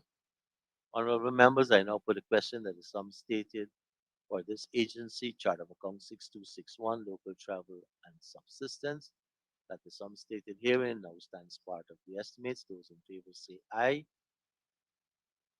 Those against say no. Ayes have it. The sum stated now stands part of the estimates. Same agency, chart of account 6292, dietary. And I propose the question that the sum stated herein stands part of the estimates. Honorable members, I now put a question that the sum stated for this agency, chart of account 6292, dietary, that the sum stated herein stands part of the estimates. Those in favor say aye. Those against say no. Ayes have it. The sum stated herein stands part of the estimates. We move to item number 12, agency code 73-731, Region 3, Essequibo Islands, West Demerara, Regional Administration and Finance, chart of account 6284, and I propose the question that the sum stated herein stands part of the estimates. Honorable members, I now put a question that the sum stated for this chart of accounts 6284 of this agency stands part of the estimates. Those in favor say aye. Those against say no. Ayes have it. The sum stated now stands part of the estimates. Agency 73-735, Region 3, Essequibo Islands, West Demerara Health Services. Chart of account 6243, janitorial and cleaning supplies. And I propose the question that the sum stated for this line item stands part of the estimates. The Honorable Member, Dr. Cummings. Yes, Mr. Chair. The voted provision under this line item would have been 28 million. Now extra 12 million is being sought for additional resources for cleaning. One would have thought that, COVID and even post-COVID, adequate amount would have been budgeted for this line item. So I want to know what additional resources are being procured now for this West Demerara Hospital. Honorable Minister. Thank you, Mr. Chairman. Mr. Chairman, we are seeking to procure additional janitorial and cleaning supplies to the tune of $12 million. We've seen also at the hospital, at the Best Hospital, West Demerara Regional Hospital, an increased number of patients during the course of this year compared to last year. As a matter of fact, last year they recorded 3,122 patients. And this year, so far, 3,744. So naturally, you will find much more would be required to take care of the facilities at the hospital. Thank you, Minister.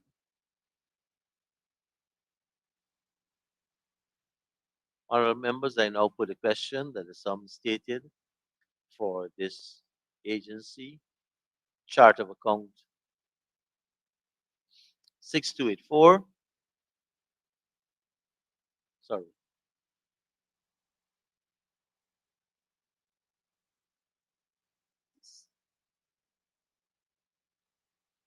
Just help me with the computer screen just jumped here.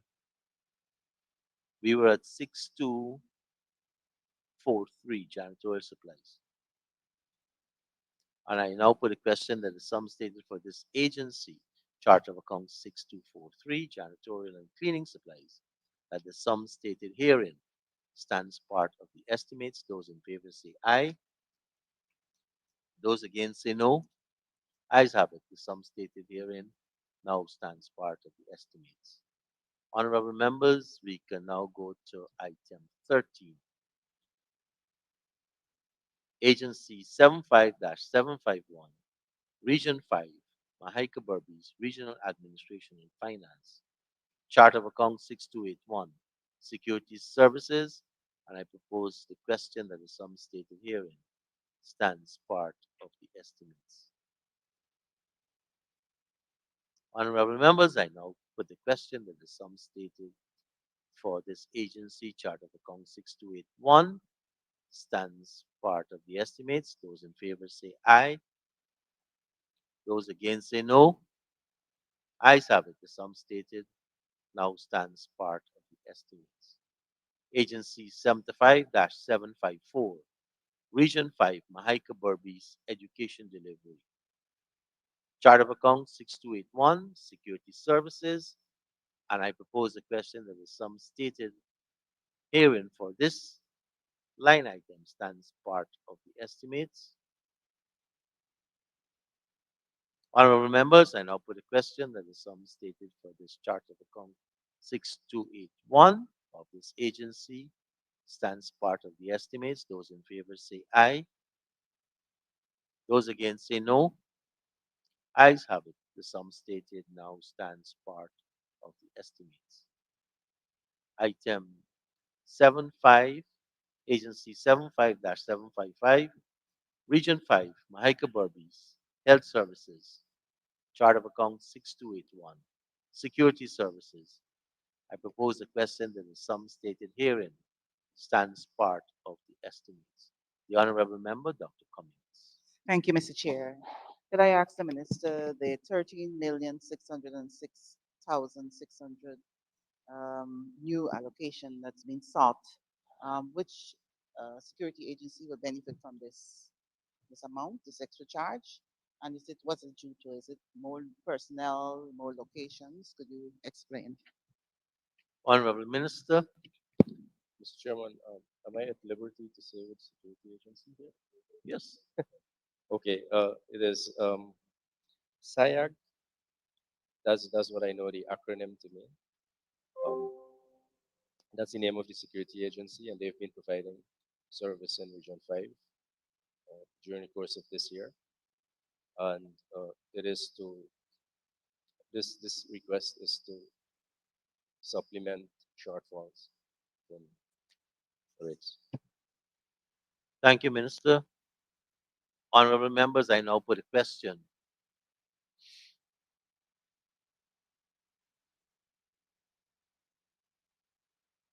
That the sum stated for this line item stands part of the estimates. Those in favor say aye.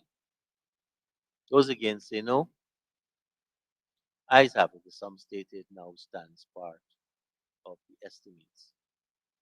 We now move to item 14, Agency 77-773, Region 7, Kuyuni Mazuni, Education Delivery. Chart of Account 6292, Dietary. I propose a question that the sum stated herein stands part of the estimates. The Honorable Member, Ms. Finance. Thank you. Could the Honorable Minister say which dorms are we referring to here? Honorable Minister. Mr. Chairman, thank you. There are two dorms primarily that we focus on in Region 7. There are two that are primarily focused on Warmadong and 3 Miles. The enrollment at Warmadong increased substantially in 2022, and especially beyond the September term. And so 504 students are currently being catered for, compared to 383 before the September term began. So that is why we have this increase. Supplementary question, Honorable Ms. Finance. Thank you. Could you give also the increase for the 3 Mile Secondary from what to what? Honorable Minister. Mr. Chairman, I'll lay that over. Honorable Member, Ms. Finance. Just for clarity, you said this number increased in September, from September? Honorable Minister. Yes, Mr. Chairman. Honorable Member. And are these students being housed at the same facility? Honorable Minister. All of them, that is? Mr. Chairman, there are two facilities that that have dormitory quarters at Warmadong. That's the Dr. Desiree Fox Secondary School. You're not hearing me? No. Oh, sorry. Oh, when I heckle, I make more noise. Mr. Chairman, there are two dorms that are usually catered for, 3 Miles, as well as Dr. Desiree Fox Secondary School at Warmadong. And the increase would cater for students who are housed in these two dorms. Primarily, the students housed at Dr. Desiree Fox dorms.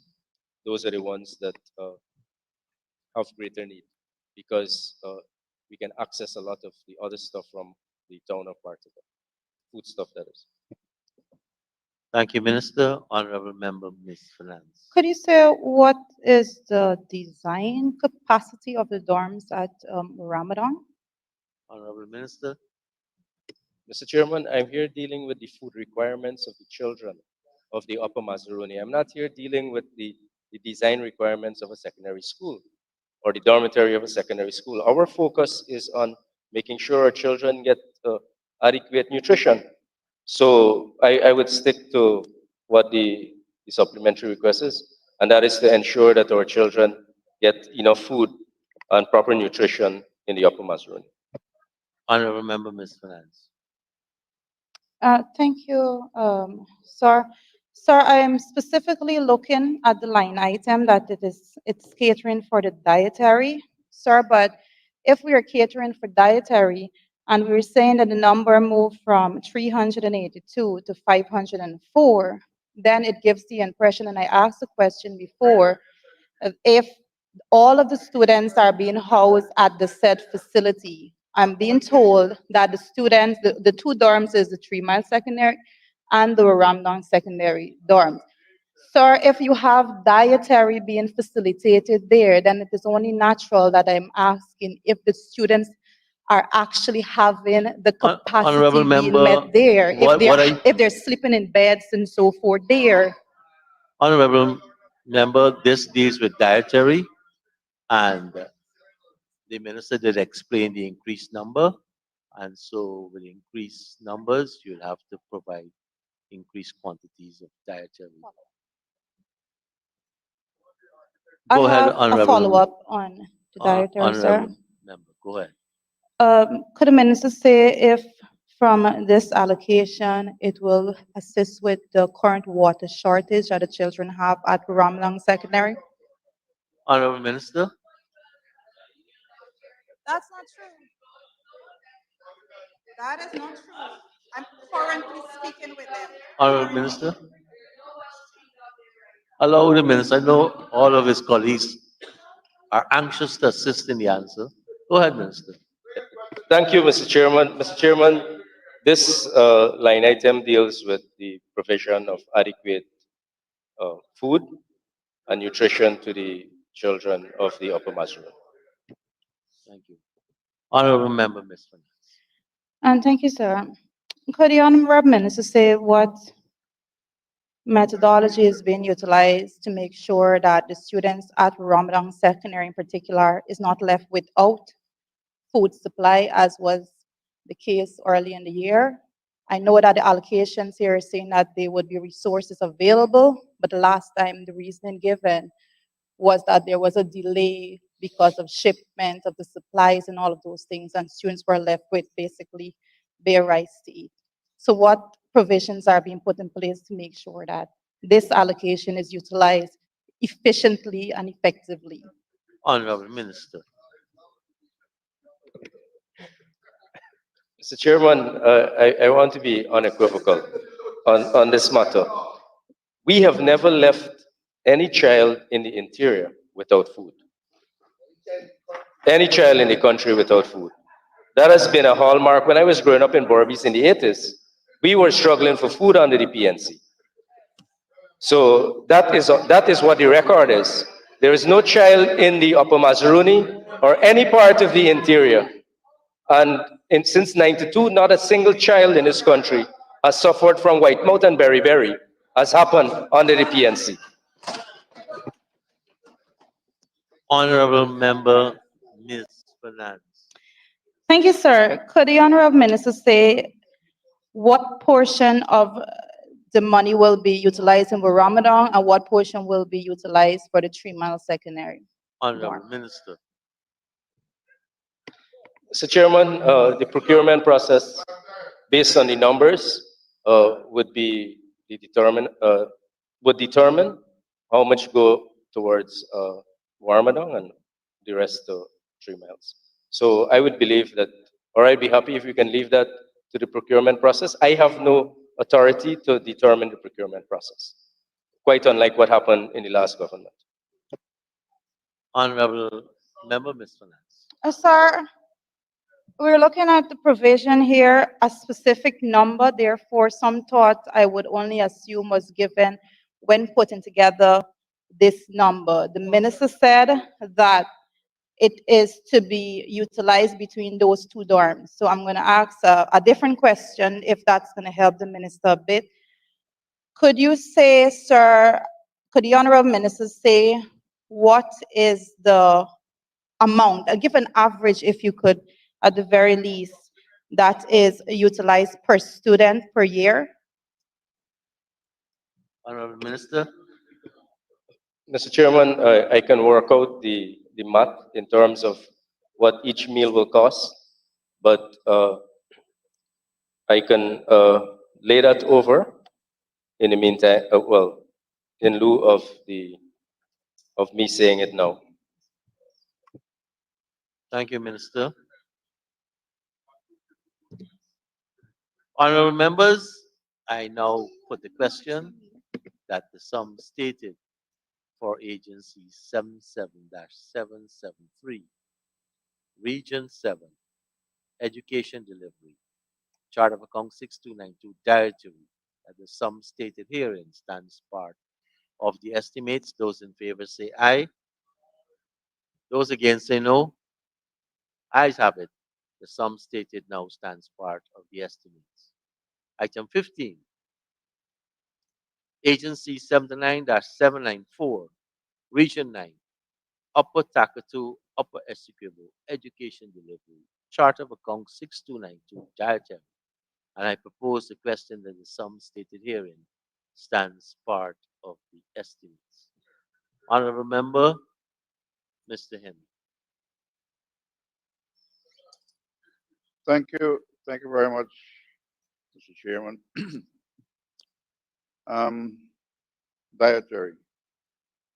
The, there is a very big problem in Region 9 dormitories, and which may directly be affected by the the diet that's being given to the students and other factors. But we're speaking about dietary here, so I will leave the other factors one side.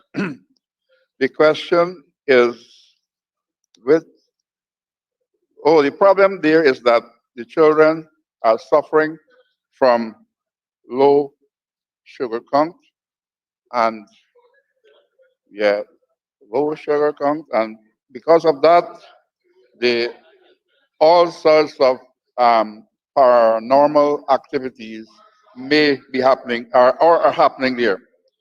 Now, this problem is very serious, and the other side will laugh at it because your children are not suffering. The indigenous children are suffering in Region 9, and we have to solve that problem. So I am asking which dormitories are being catered for under this heading? That's the first question. Which dormitories, Honorable Minister, are being catered for under this provision? Mr. Chairman, I think that it is extremely irresponsible for a member of parliament to come to this house and make such an unsubstantiated generalization as Honorable Minister, you're imputing. An honorable member stands up in the House and makes a statement. One would accept that honorable person would bring something that's substantive to the House. Mr. Chairman, I would therefore, with your indulgence, question the credibility of that statement by the honorable member that children in the Rupununi are affected by low blood count. Sorry, no sugar. I think that is, well, Mr. Chairman, secondly, that I don't understand the link between paranormal activity and dietary requirements and which dormitories. They are the dormitories that we are catering for, and I can give the numbers. And again, I will say without fear of contradiction, there has never been a food shortage in the Rupununi since the PVP has been in government.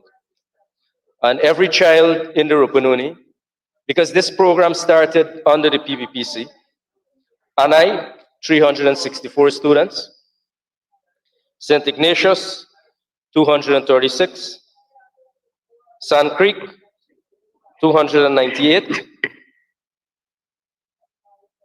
Shelton, 134, Karasabai, that's the primary top, 120, and Napi primary top, 77.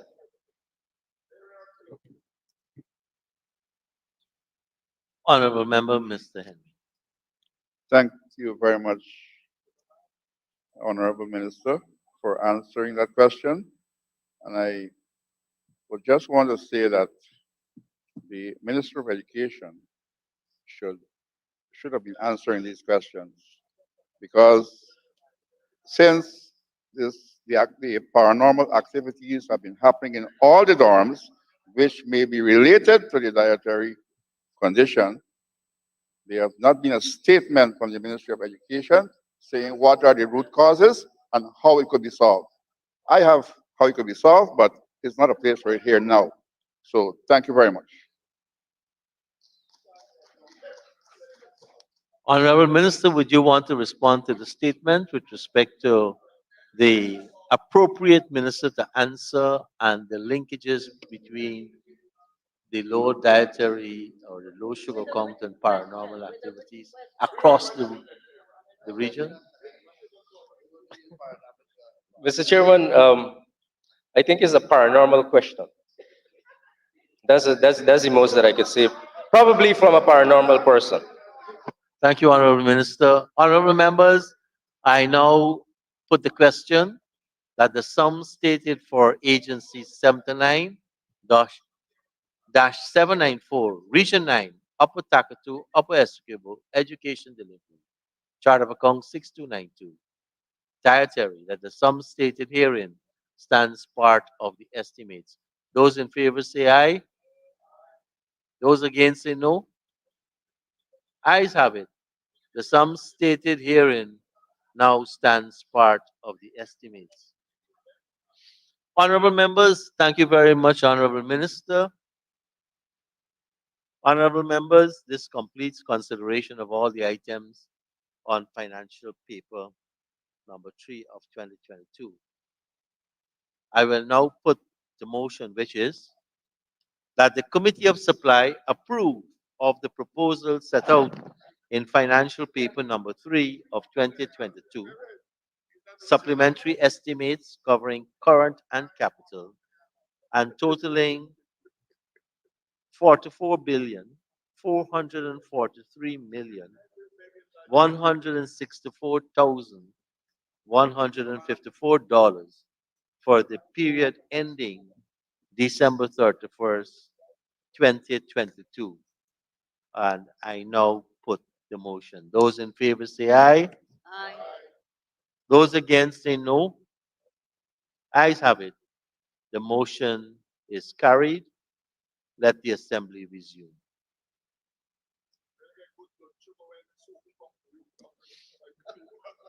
Honorable Senior Minister in the Office of the President with Mr. responsibility Mr. Speaker, for with finance. your leave, I move the standing orders number 13N and 54 be suspended to enable a supplementary appropriation bill number 2 for 2022, bill number 25 of 2022 to be introduced at the stage, to go through all stages. Honorable members, the motion is that the standing order number 13 be suspended so that the appropriation bill can go through all of the stages. Those in favor say aye. Those against say no. Ayes have it. But we still now have to have the Honorable Senior Minister in the Office of the President with responsibility for finance move report to the House. Thank you very much, sir. I now, Mr. Speaker, wish to report that the Committee of Supply has approved of the proposals set out in financial paper number 3 of 2022, and I now move that the Assembly does agree with the committee in said resolution. Thank you very much, sir. Honorable members, the question is that the Assembly doth agree with the committee in its resolution. Those in favor say aye. Those against say no. Ayes have it. The motion is carried. This completes consideration of financial paper number 3 of 2022. We will now deal with the appropriation bill. The motion having been moved that the standing orders be suspended to take all stages of the bill. Honorable Senior Minister in the Office of the President with responsibility for finance. Thank you very much, sir. In accordance with Article 171(2) of the Constitution, I signify the Cabinet has recommended that supplementary appropriation number 2 for 2022 bill 2022, Bill number 25 of 2022, be considered by the National Assembly, and I now present this bill to the Assembly and move that it be read the first time.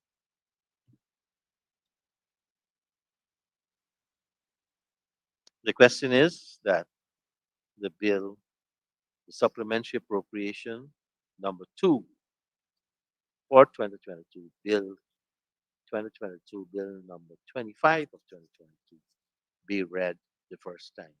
Those in favor say aye. Those against say no. Ayes have it. The motion is carried. Let the bill be read the first time.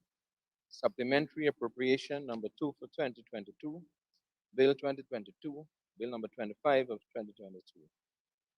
Honorable Senior Minister in the Office of the President with responsibility for finance. Mr. Speaker, I move that the supplementary appropriation number 2 for 2022, Bill 2022, Bill number 25 of 2022 be read a second time. Honorable members, the question is that the supplementary appropriation number 2 for 2022, Bill number 25 of 2022, be read a second time.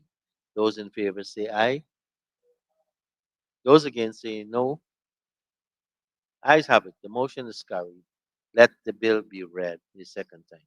Supplementary appropriation number 2 for 2022, Bill 2022, Bill number 25 of 2022. Honorable Senior Minister in the Office of the President with responsibility for finance. Mr. Speaker, I move that the supplementary appropriation number 2 for 2022, Bill 2022, Bill number 25 of 2022 be read the third time and passed as printed. Be read, my apologies, be read the third time and be passed as printed. Thank you very much. Thank you, Honorable Minister. The question is that supplementary appropriation Bill number 2 of 2022, Bill 2022, Bill number 25 of 2022 be read the third time and passed as printed. Those in favor say aye. Those against say no. The ayes have it. The motion is carried. Let the bill be read a third time. Supplementary appropriation number 2 for 2022, Bill 2022, Bill number 25 of 2022.